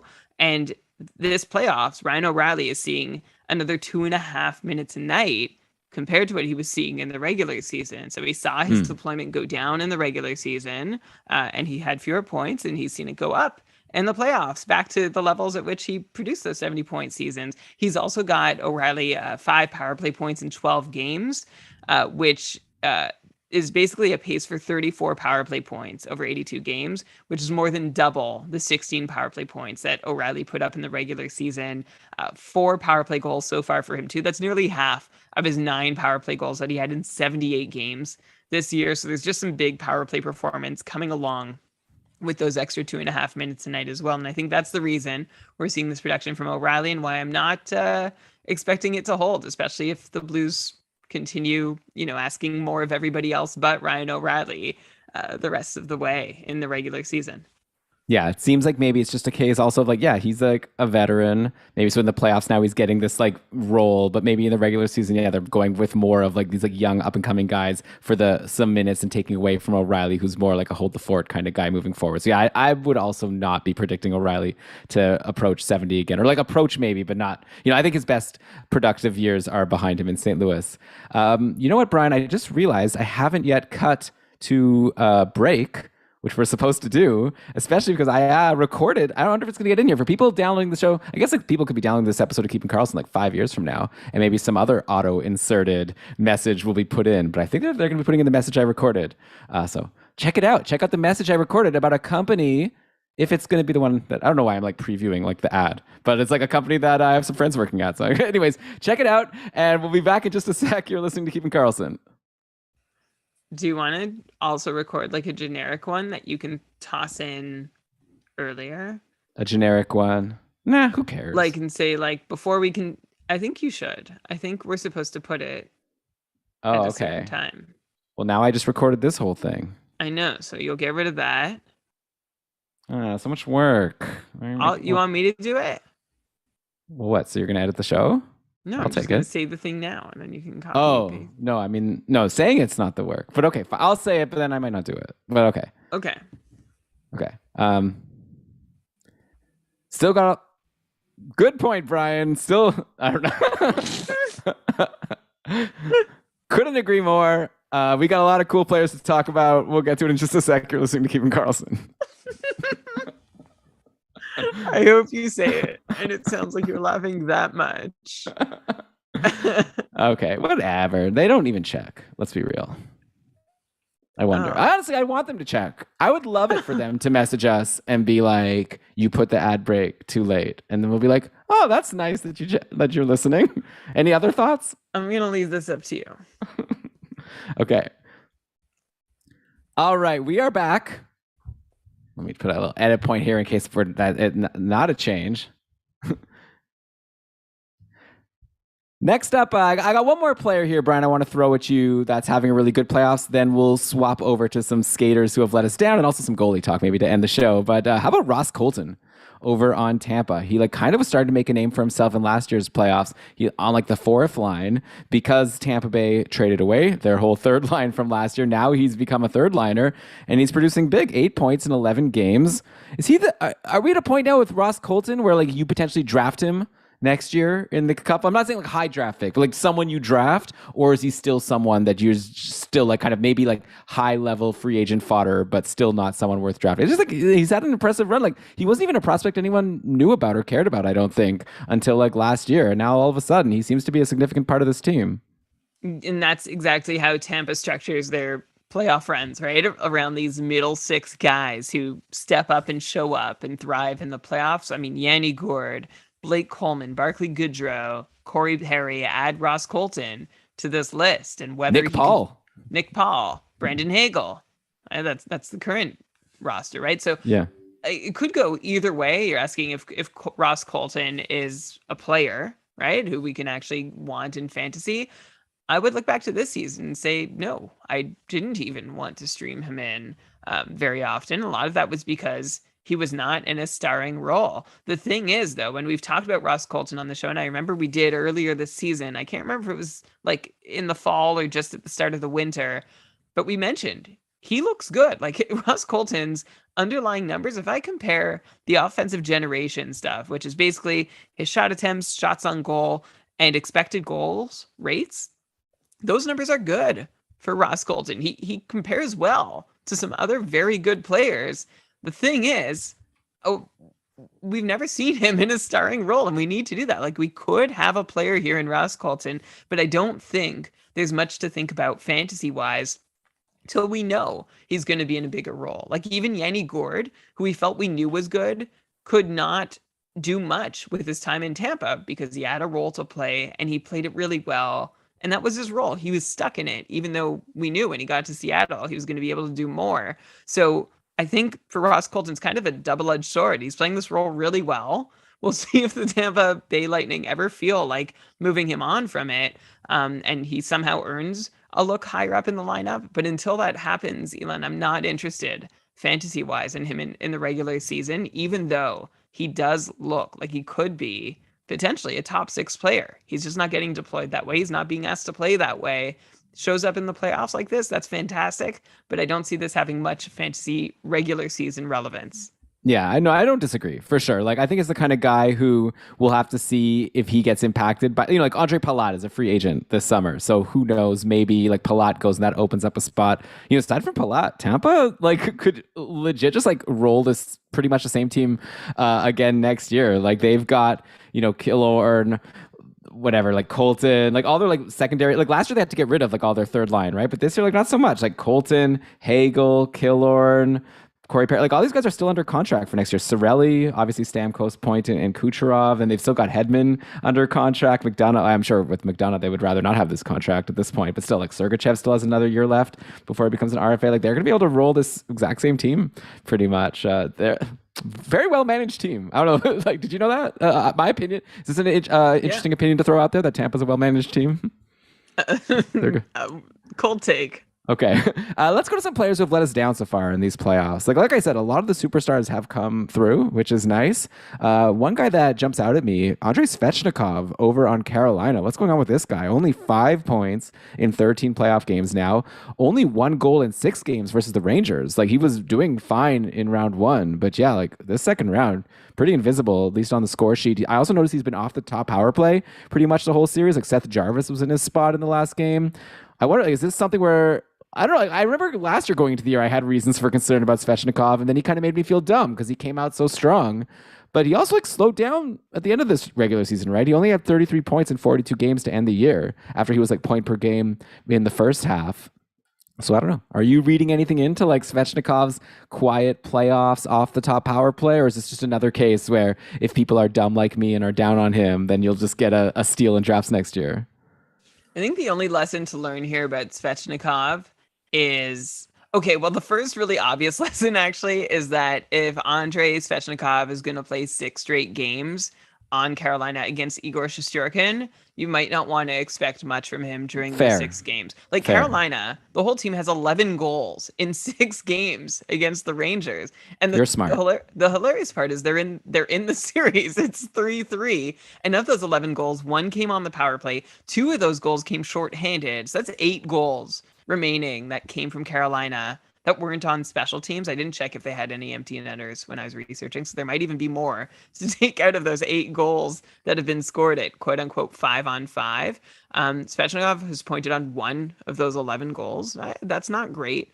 Over the playoffs, his on-ice shooting percentage is 6% at 5-on-5, and I think that's in large part due to this time that he spent against Shesterkin. So look, I think that's one issue, and that's what's happening. But maybe the takeaway here is that Svechnikov has lost that power play deployment, right? With power play 2 deployment instead of 1, because Jarvis has stepped up there on the top unit.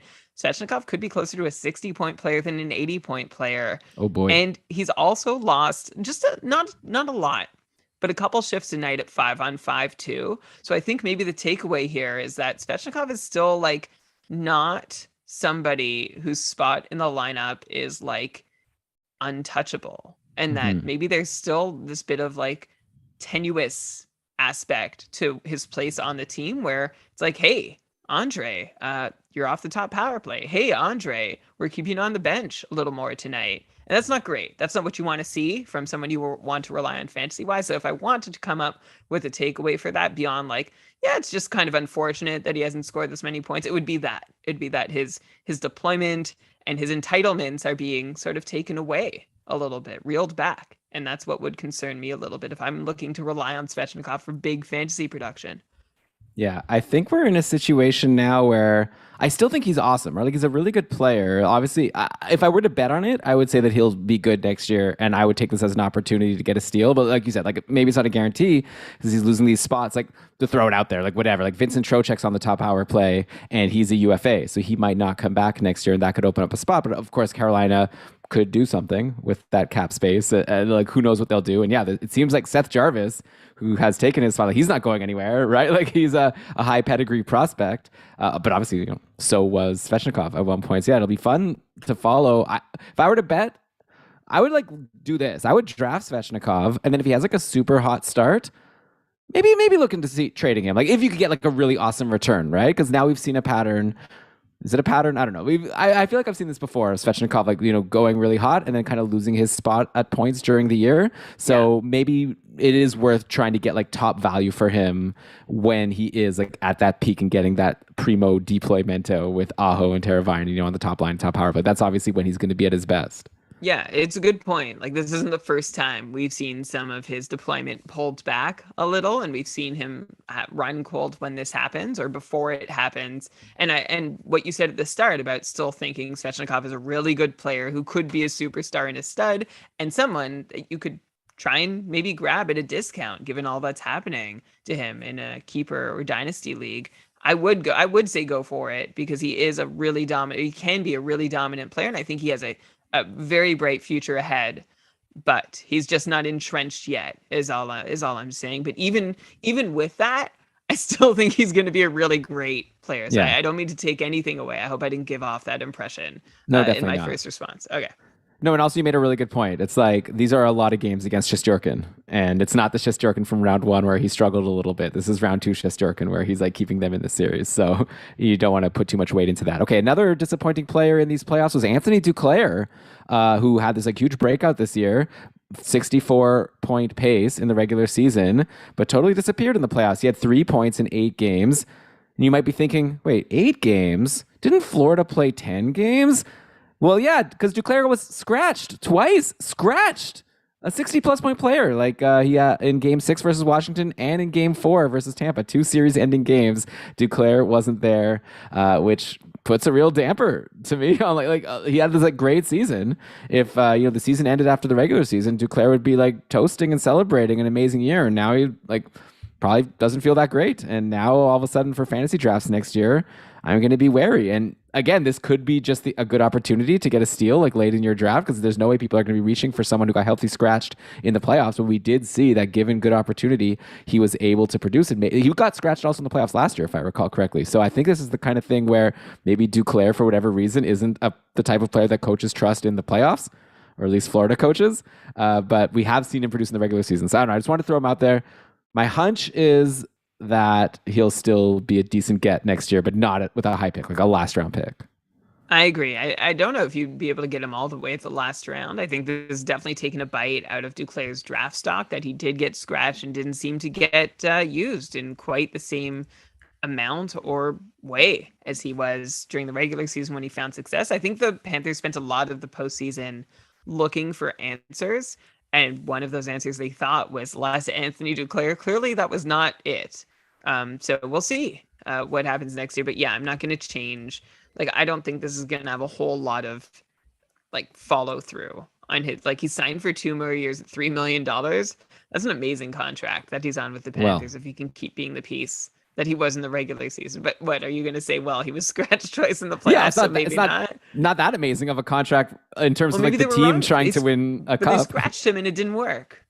Okay, it didn't work. Like maybe it worked. Maybe the replacement was better than him, but they still lost. Yeah, Like it that's doesn't true. necessarily mean they lost. I haven't seen any op-eds about like, oh, they lost because they scratched Duclair in Game 4. I don't think that was the reason. But Fair yeah, enough. like are you I'm not drafting him as like a 60-point guy next year. Like to me, he's a late swing that I hope pays Yeah. off. I'm not Yeah. like taking any risks on him. Yeah, I don't know he'll be around in the last round is all I said. That's fine But then. I'll let someone else if take I him have an then. 18-man roster as I do in the cupful, then I would probably consider him, 16th round Right. onwards. Yeah, when you're at the point in the draft where if you miss on a pick, it's not the end of the world, as opposed to like, 13th, 12th round, where you still kind of need to hit and get those depth guys. Okay, one more disappointment that's still around. What about Darnell Nurse? What's going on here? Like, he paced for 40 points in the regular season, not as good as the year before, but I figured that's sort of like where he's going to land. But he's been very quiet in these playoffs. I had him in, I believe, like the first or second round of the KKPP. I don't know. I've like put it out of my mind since I know I'm eliminated. But only 3 points in 11 games, and this is with an Oilers team that we talked about to start the show, like scoring so many goals, and just Darnell Nurse not involved. Like, so should we like now moving forward maybe expect him to continue to decline in his offensive contributions? Like, we got guys like Bouchard, who's probably just going to get more and more minutes. Like Broberg, eventually you'd hope, you know, sticks with the team and takes on more. Like Broberg was, when he was with the Oilers last year, was getting no minutes at all. So, as these guys come up, maybe is like Darnell Nurse's at least offensive role going to keep on diminishing, and maybe like maybe this past season a 40-point pace is going to be like the highest he's going to put up moving forward. Sorry, I lost my mute button. I got it back. Okay. Okay. I'm actually really curious to get your take on Nurse here. I have no idea, like what, like I would have thought he would do more. It's simpler than we think. All right, I'll let's start hear by it. saying that. Well, Elon, it's simpler than we think. The answer to Nurse's problems, and that is that he's playing injured. Apparently, he is battling. According to a very helpful patron in our Discord community, Dexter linked me to an article that mentioned Darnell Nurse is battling a core muscle injury that might require off-season surgery, something abdominal like a ligament. Dexter, PJ, Uncle Filthy, and Dooner, all participants in our Discord community. Like, we have this awesome feature where if you want to know more about a player on a certain team that you might not get to watch or follow the local media for, you can at anybody. Like, I wrote at Edmonton Oilers, and it tagged everybody who is like self-identified as an Oilers fan and watcher. I asked my like, what's up with Darnell Nurse? And actually, the thing I picked up on with Darnell Nurse when I was researching for the show is that, you said like, can he, like, his offensive duties, is he being challenged for them? Well, the thing is, Darnell Nurse is not being used for his offensive duties. He's being used to be Edmonton's like top pair anchor. That means he's on the ice a lot, often with superstars. And I noticed that Nurse has been playing a lot less, though, these playoffs, like all around. In the regular season, Nurse was a workhorse for 25 minutes a night. These playoffs, he's playing just 21 minutes a night, and Nurse still leads the team in ice time like he did in the regular season. But instead of seeing nearly 20 minutes a night at 5-on-5, he's seeing just 16 and a half minutes a night on average. And whatever minimal power play time Darnell Nurse was seeing before in the regular season, that's pretty much completely gone now, which isn't a huge factor because he only had 6 power play points in the regular season, but that's still something worth mentioning. So I'd say that this discrepancy in ice time, like, that's why I went to our Discord server. I'm like, hey, like, what's the latest on Darnell Nurse? Are we like, what is accounting for the entirety of him missing all these minutes that he had in the regular season? It's not because the Oilers want to play him less and they want to play others more. I think it's just that this is all they've determined he can handle with his current injury. So a lot more wealth is shared. He's on the ice less. He's getting fewer points because, it's great when he's on the ice. He's on the ice with McDavid and Draisaitl and picking up points that way, but he's just not playing as often, or I think to his full capacity. And I think that's the whole reason. So my question to like myself was going to be, is he going to get these minutes back in the regular season? And our patrons helped me answer that question by saying, I think he is, once he gets whatever treatment or surgery he needs and is fully recovered, he'll be back to playing 25 minutes and still be like this 45, 50-point player that we've come to expect in the regular season. Boom. All right. Well, there you go. Well, hopefully he holds up and helps the Oilers, because they're going to need all the reinforcements. They're going to need all their players as good as possible to have a chance against Colorado. So we'll see how he does. I didn't realize that he was hurt. So yeah, that obviously answers a lot. All right, let's end the show with some goalie talk. Some goalies that did really well. And then maybe I don't know. Let's just be positive, okay? Because like at the end of the day, we had a lot of goalies that have been doing great. Like some guys that there's no point talking about. Vasilevsky, what a series versus Florida, insane. Like Shestyorkin also. So maybe we won't do deep dives on them. One guy from the first round that just like stole the show pretty much was Jake Ettinger, right? Or I believe it was Ottinger. When I was actually watching the games, I feel like a long time ago I learned that it was Ettinger, and now when I was watching the games, they were saying Ottinger. So I guess I gotta flip that in my brain. So Jake Ottinger had a 954 save percentage in those 7 games against Calgary. The main reason, I guess, why Dallas made it that far into the series. Are we at a point now where like we're gonna have to like boost him up big time for a Schmore goalies board next season, right? Like he's no longer a guy who might not even start the season with the team. I don't think there's any reason to expect him to be a tandem. I feel like he's going to be Dallas's sure thing starter. They'd be crazy not to go that way. He seems like he has the capacity. He's reminding me of like a Thatcher Demko from a couple years ago, right? Like just this insane playoffs. Really told everyone, hey, here we go. He's here. And then since then, Demko's been awesome in fantasy. Yeah, Vancouver's not the best team. You know what? Like Dallas isn't the best team. So I guess that would be the reason to have at Ottinger not like in the top tier. But I feel pretty comfortable, like as comfortable as you can be with a goalie in fantasy. Like I'd be pretty darn comfortable if I was able to get Ottinger. I feel like people are going to be drafting him high. You're not going to be able to get him for cheap. But do you think he's like good enough that like he will be worth like reaching for like as far as goalies go? Like are you more confident in him than you would other guys in like I don't know like tier 3, tier 2 maybe even? I think did I say this on the Patreon cast because we were talking about how he basically single-handedly kept Dallas in that series. Like Yeah, it Calgary, was yeah, we talked about it in the patron cast. okay, Calgary wrecked Dallas, and the only reason they were in it was because of Ottinger, who I'm gonna, yeah, also have to get used to that. Otter is his nickname. Otter rolls off the tongue better. Maybe I'll go with that. This season, when we looked at Ottinger, like we felt like we knew he should take the crown in Dallas, but he had a hard time like actually getting enough rope to do it. But once he did, he did. And then he seemed to sort of struggle towards the end. He was a little more inconsistent, and I think that might have been like a bit of a workload issue for him being, a 23-year-old rookie. This is his first, he played, he saw 29 games of action last season. This season, 48. So almost double the workload. And I think that might have weighed on him towards the end of the season, but certainly not in the playoffs. In the playoffs, he established himself as like one of the best goalies in the NHL. And if you're wondering where to draft him next year, I think I would place him in Connor Hellebuck territory because he's going to have a workhorse workload. He is a really good goalie, and we have a lot of question marks about the team he plays for, which could be a good thing, right? Because then he stops more pucks. It's just a matter of like the thing in my head that's the one thing keeping me from drafting him. Maybe not the one thing, but one of the reasons I wouldn't draft him ahead of Hellebuck is that we haven't seen how he handles a 60 game workload before, where he is starting like stretches of 4, 5, maybe even 6 games in a row regularly through the season. How well can he handle that? So that's the question mark that I want to see him answer next season. But yeah, his fantasy value's up there. I wouldn't say he's top tier, but at the worst, he's third tier. And I think there's a case for Ottinger to be a second tier goalie. We'll get there.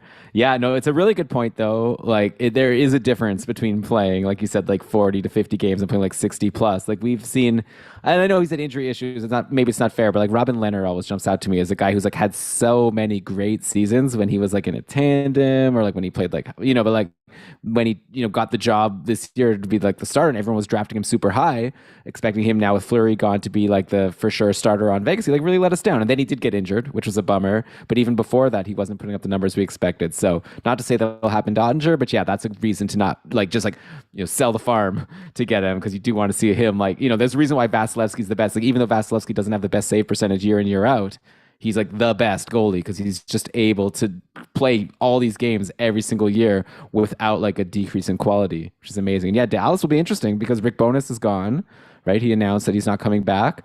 Does that mean that they play a more offensive system, which could be bad for Ottinger? Maybe they stick with what works for them in terms of they got in the playoffs this year. I don't know, almost got by Calgary, though you say, Brian, that was just because of the goaltending. So some question marks, but yeah, he's definitely proven himself to be a goalie that could be like super valuable if everything, swings right again for him. Another goalie that we definitely talked about in that last Patron cast a couple weeks ago is Jordan Binnington, who at points this year, I'm sure people who have him in like keeper leagues were like dropping him, right? Like I don't even care. Like if it's a keeper league, like it seems like he's lost the job to Ville Husso. Then all of a sudden Husso kind of like didn't do that well to start the playoffs. And then Binnington got in and was amazing before he eventually got injured, with that whole Kadri situation where Kadri was pushed into him or whatever. We don't need to like relitigate that play. But at the end of the day, Binnington had a 947 save percentage in the 6 playoff games he played. At this point, I guess St. Louis doesn't have to stress so much about re-signing Husso. Like they must have been so stressed, right? Because they have Binnington on this long-term, expensive contract, and they're like, if they can't rely on this guy, they're going to have to either re-sign Husso or get another good goalie. Now they can like freely, I'd imagine, let Husso go unless Husso's willing to take like a good number. But then Brian, in terms of fantasy, like, are we okay to just depend on Binnington next year? Like maybe not, obviously we can't be like so fully No. confident, but I mean like he is a starting goalie on a good team, right? Like it seems like do you really feel that differently now than you did like last year at this time about him? Like has he burned all your bridges? Because he did so well at the end of the year and in the playoffs. Yeah, he's burned a lot of bridges. I can't say he's burned them all. This season, his numbers weren't as terrible as you might think if you like look at his expected numbers. Like, yeah, he played worse than the average goalie in the NHL would have been expected to at 5-on-5, given the difficulty of his workload. But yeah, I don't know. I'm having a hard time with this because I wanted. It's unfortunate he was knocked out of the playoffs, even though I think St. Louis was probably going to lose the series either way. But I wanted to see like if he could keep this up or if he Yeah. turned into a pumpkin. What did he do? 6 games of action? And Yeah, and like he he was could unbelievable. right, and he couldn't put one good game together during like the second half or most of the regular season. So 6 games is still better than that, but it still doesn't mean much to me in the greater picture. But Well, don't then forget that again, it was a he also has yeah, a history well, of that's like it. He many has this, seasons. yeah, he has this great track record coming into the season that he played so badly. Like usually, I'll still call back that he was so bad this year that I like you had to throw that track record in the garbage. Like that's how bad it was.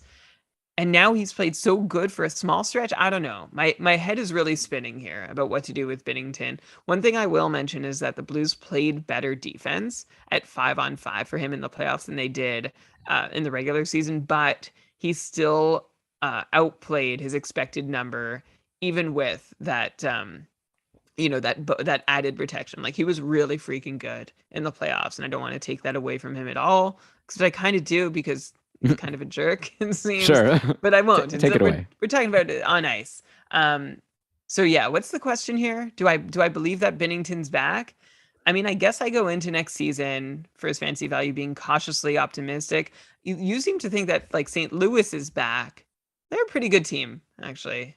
I think they're really good. They're amazing. Yeah, Like they have like yeah, so much depth at forward. They have like Pareko and I don't know. Like they even had injuries, right? Like Torrey Krug missed some time in the playoffs. So I don't know. Seemed like a pretty good team. yeah. Falk. I'm just seeing how they did this year, this postseason in terms of like the share of expected goals while I they're mean, on the also ice. to be fair, like they played Colorado for one of those series, which is like a tough series for sure. It's like how you were talking about with Carolina. Do we really want to judge their guys for playing against Sjostjorkin? I will say this. Like with Binnington, I'm definitely not like saying he's back. Like my main point, I guess I'll make is how I play fantasy, right? Like I don't really like drafting goalies early.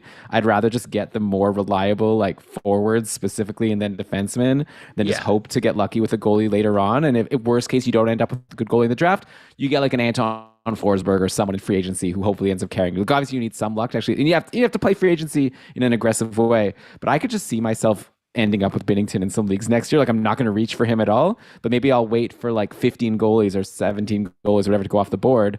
And then fine, I'll take Binnington. I'll take the starter on St. Louis with a late pick and hope that yeah, works out. And if it doesn't, then, I didn't yeah. waste a high pick on him. It's almost like the way we've been drafting John Gibson the last few seasons, right? When we're like, we know that there's like enough of a spotty track record recently, but maybe there are glory days and maybe, hey, Anaheim is actually a half decent team, which I think is coming.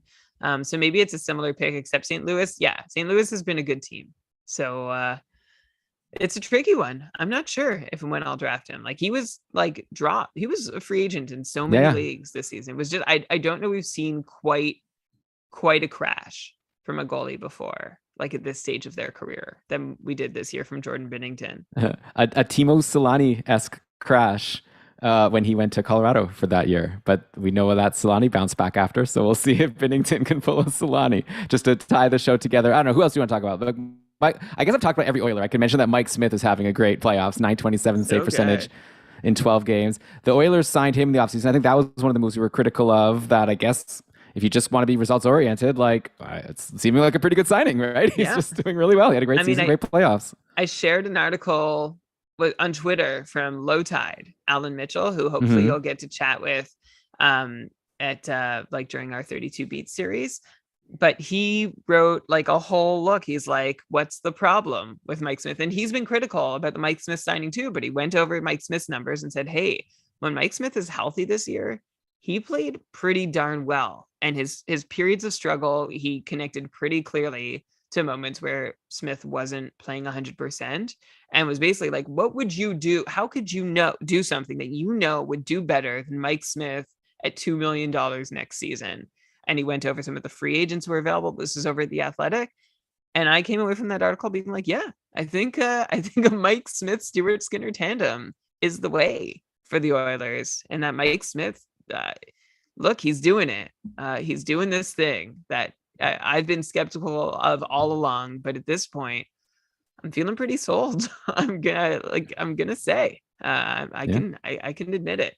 It's fun watching him. He plays. I don't know how much of the Edmonton games you've watched. I watched, I think, every game of the Edmonton Calgary series and some of the LA series, but his butt is like always so far into the net. Like this is his thing. He's known for two things, like playing the puck way too often and kind of dangerously, and also being so far deep inside his net that you're like, what's this guy doing?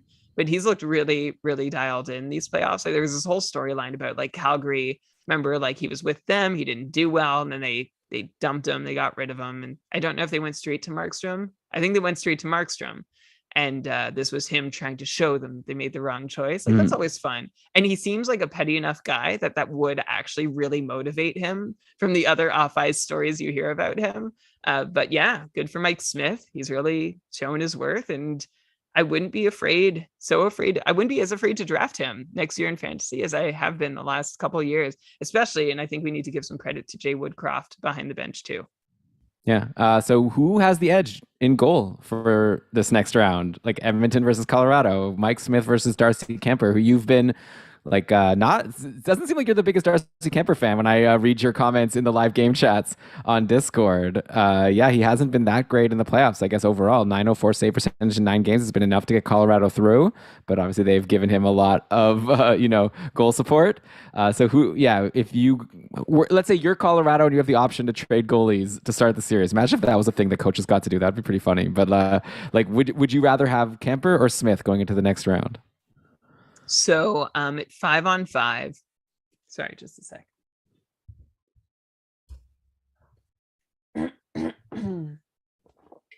Me. All right. At 5-on-5, Darcy Kemper and Mike Smith have similar defensive protection, but Mike Smith has a 924 save percentage compared to Darcy Kemper's 916. That's just in these playoffs. And I'm not surprised, having watched plenty of them, that this is the case. Like Darcy Kemper just has not looked strong these playoffs. And I saw someone who I follow for reliable takes on Colorado was like, and I shared this in our Discord group too, like said maybe Darcy Kemper just isn't, or one thing he's noticed from watching a lot of Kemper with the Avs is that when the stakes are low, Kemper's great. And like that tracks. Like when he was a backup, he was pretty good. When he was in Arizona, and there weren't huge expectations, he did well. But every time that there are critical moments, or now in the playoffs for the Avalanche, Kemper just doesn't seem to be his most dominant self and looks very beatable. So if I could pick a goalie, I am I'm going Mike Smith, between Mike Smith and Darcy Kemper. I think Darcy Kemper is actually the Avs' Achilles heel. They look so solid all around, front and back, but there's just no guarantee that Kemper is going to stop any given shot, even if it looks pretty stoppable. There Hmm. was definitely some moments in that St. Louis series where I think he's the reason the Avalanche looked beatable, because it was like just get enough shots on Darcy, and St. Louis weren't even getting that many shots. Like they had like 16 shots, but 3 goals, or that seemed to be the shot clock goal score every time I looked throughout the series. So that would be my concern for Darcy Kemper, but maybe he steps up his game, knowing that he doesn't only have to focus on one line, but not to discount all of Edmonton, but he really has to focus and dial in on McDavid and Draisaitl and Kane. And if he can, then he's in good shape. But yeah, I would want Mike Smith ahead of Darcy Kemper. I mean, that's a very tall task. You're saying it's like, oh, he only has to focus on one line, Yeah. like the best line ever. Well, like what Matthew Tkachuk said, right? After game 3 or something? He's like, well, they only have one guy, and we can work to stop him. And then yeah. they didn't. They didn't stop him or anyone else. I saw some tweet. It was like from a Calgary radio station or something, and the guy was like ending his news broadcast, and he was like, "And remember, like you could achieve anything you put your mind to, unless Connor McDavid wants that thing or something like that." Yeah, like, it was so like deflated. a news broadcast. Yeah. So okay, how about this? What do you think the chances are that McDavid and Draisaitl blow up Kemper in game 1, and then maybe Jared Bednar decides to go with Pavel Francouz in game 2 or at some point in the series? You think there's a chance? Like Francouz has been kind of like a winner, like he's had a great career, just like mostly outside of the NHL. But like if you're saying that like Kemper maybe doesn't have the resilience to like step up in these big games, we'll see. Like this is going to be a very tough challenge, and I wouldn't be shocked if Francouz gets in another game at some point. Like Francouz got in a couple games in the first round because Kemper had that. What was it? It was something like a big ball. I remember I was reading something about he had like a big ball or something in his head. What was it? Anyways, whatever. Now this is like great podcasting here. But anyways, Francouz got in a game. He was fine. I wonder if he gets in again in round 2 or round 3. I guess we'll find out. I really need to know more about this big ball that Darcy Kemper had in his head. You comment on. Okay, I'll comment, on Kemper. Yeah. Well, I already commented on Kemper. On Francouz, okay, sorry. He's played 100 minutes and he had 902, so he gave up 5 goals on 51 shots. So his performance was not terribly strong either. But yeah, Elon, I wouldn't. It feels like it's late in the game to go to a backup goalie voluntarily for the first time for a team going into the conference finals. Like I don't think that happens often when you get through the first 2 rounds choosing to play your starter any chance you can, and then by the 3rd round you're like, we're gonna go to the other guy. But I'm with you. I could see it if Kemper has a rough first game. I think they at least think about Francouz. I wouldn't be so shocked to see him play a game this series. Okay, Kemper had swelling around his eye. I'm pretty sure I read at some point it was like a big ball, like or something. It was like swelling up like a ball. It wasn't totally like, but yeah. Now I'm looking on NBC Sports Edge. That's what it was. Shams is in the chat. Yeah. Game day at NHL. Oh crap! I forget what is it? Game Day News NHL. Yeah, Shams is in the chat at Game Day News NHL with all the updates, and he mentioned that Kemper was poked through the mask, had an eye injury or around the eye that brought this ball that you're talking about. Anyway, okay, yeah. So that'll be fun. I'm so excited, Brian. It's going to be so fun. But first of all, we've got to get through the rest of round 2. Then, like I said, we're going to be doing our drafts. There's going to be, for the Keeping Karlsson playoff pool, for the 20 people who remain, we're going to be doing 5 drafts of 4 people each. And then there's going to be, obviously, 5 winners. Plus, we're going to take the best second placer. Then those 6 people are going to be going heads up against each other in the finals in 3 separate heads up matches where the person with the most points will win the overall Keeping Karlsson playoff pool. And we're going to be broadcasting one of those drafts for next round on this very podcast network. And that's not the only podcast that's going to be coming into your feed this week, because we've got some interviews planned for some 32 Beats interviews. I believe we've got the Islanders and the Ottawa Senators in the books. So, no guarantees. Sometimes things have to get rescheduled, but that's the plan. So make sure you are subscribed to Keeping Karlsson on your Spotify, your Google Podcasts, your Apple Podcasts.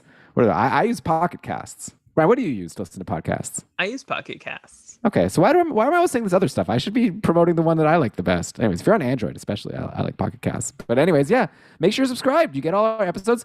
The podcasts are great, right? You just subscribe, you get the episode. You know what? Even if you end up not getting to it, you still download it. That helps us out. So either way, it's a win-win, right? It doesn't cost you. unless you like have a restricted amount of bandwidth, in which case maybe go to the library to download your episodes. But anyways, I don't want to tell you how to do your thing. Thanks so much for listening. Hope you enjoyed it. Thanks so much to the patrons for your support of keeping Karlsson and for keeping our Discord community really fun throughout the playoffs. If you want to get some more information about our Patreon program and how you can support us over the summer for just $1 a month, check out keepingkarlsson.com/patron. But with that, Brian, I'm ready to stop talking because you were doing that hand motion saying to get on with it.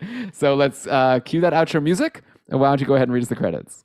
Now I'm doing the head shake motion because you didn't. Okay. This episode of the Keeping Karlsson Fantasy Hockey Podcast was presented by Dobber Hockey and powered by our patrons, including our super supporters, Tyler, Flash, Andrea, Tom, Derek, David, Rob, and Patty. Thanks all so much for your support. Also, you can become a patron, keepingkarlsson.com/patron. Thanks, Shams, who we mentioned before, is still keeping that amazing stream of fantasy news rolling on at Game Day News NHL and at Game Day Lines and at Game Day Goalies. But all you need to do is go to gamedaytweets.com and you'll see everything you ever wanted to see to know, like for your fantasy team, but just to keep up on what's going on in the NHL. Logo art by BrandonWeeb.com. Outro music by Pat Roach. This episode was researched with help from Dobber Hockey Frozen Tools, Natural Stat Trick, Evolving Hockey, Cap Friendly, The Athletic, Hockey Reference, Hockey Viz, Hockey Database, NBC Sports Edge, QuantHockey.com. And I think that's it. Okay. Is quanthockey.com a new one that you threw in just for this episode? That's I mean, I occasionally use it, but I used it enough for this episode that it deserved to be finally named in the credits. All right. Well, thanks to Quant Hockey. Thanks to everyone for listening. This was supposed to be a short show, but clearly we just ended up going our normal length. I think it's just like we just have it ingrained in us that if we're getting on a Zoom call, we're going to talk for 2 hours. But Brian, this has been an absolute pleasure. Thanks for everyone who joined us for the live show. And Brian, I'll be looking forward to talking to you, I guess probably in a couple weeks. But like I said, the feed is going to be chock full of content. So to the listeners, we'll talk to you soon. Until then, please keep doing what you can to make sure that fantasy hockey is for everyone. Yes. Man, my dog is so sleepy. She's just been back there the whole time. She loves the soothing sound of your voice, stopping and starting, having a conversation with somebody who's not in the room. I'm shocked. She's so obsessed with Dina. I assume, I can't believe she's spending this whole time with me and not with her favorite person. That's sweet. It makes me feel. Hey, Cody, yeah, we're talking about you. Look, she just put her head up. There, she knows. So adorable. She is listening. Hi. Okay. I gotta run. Me too. Okay. It's like when someone is like, I got, me too, guys. Actually, I got super busy. We'll catch you next time. Okay, bye. Yeah. Thanks, everybody. See ya. Okay. Bye. Thanks for being here in the chat. Okay.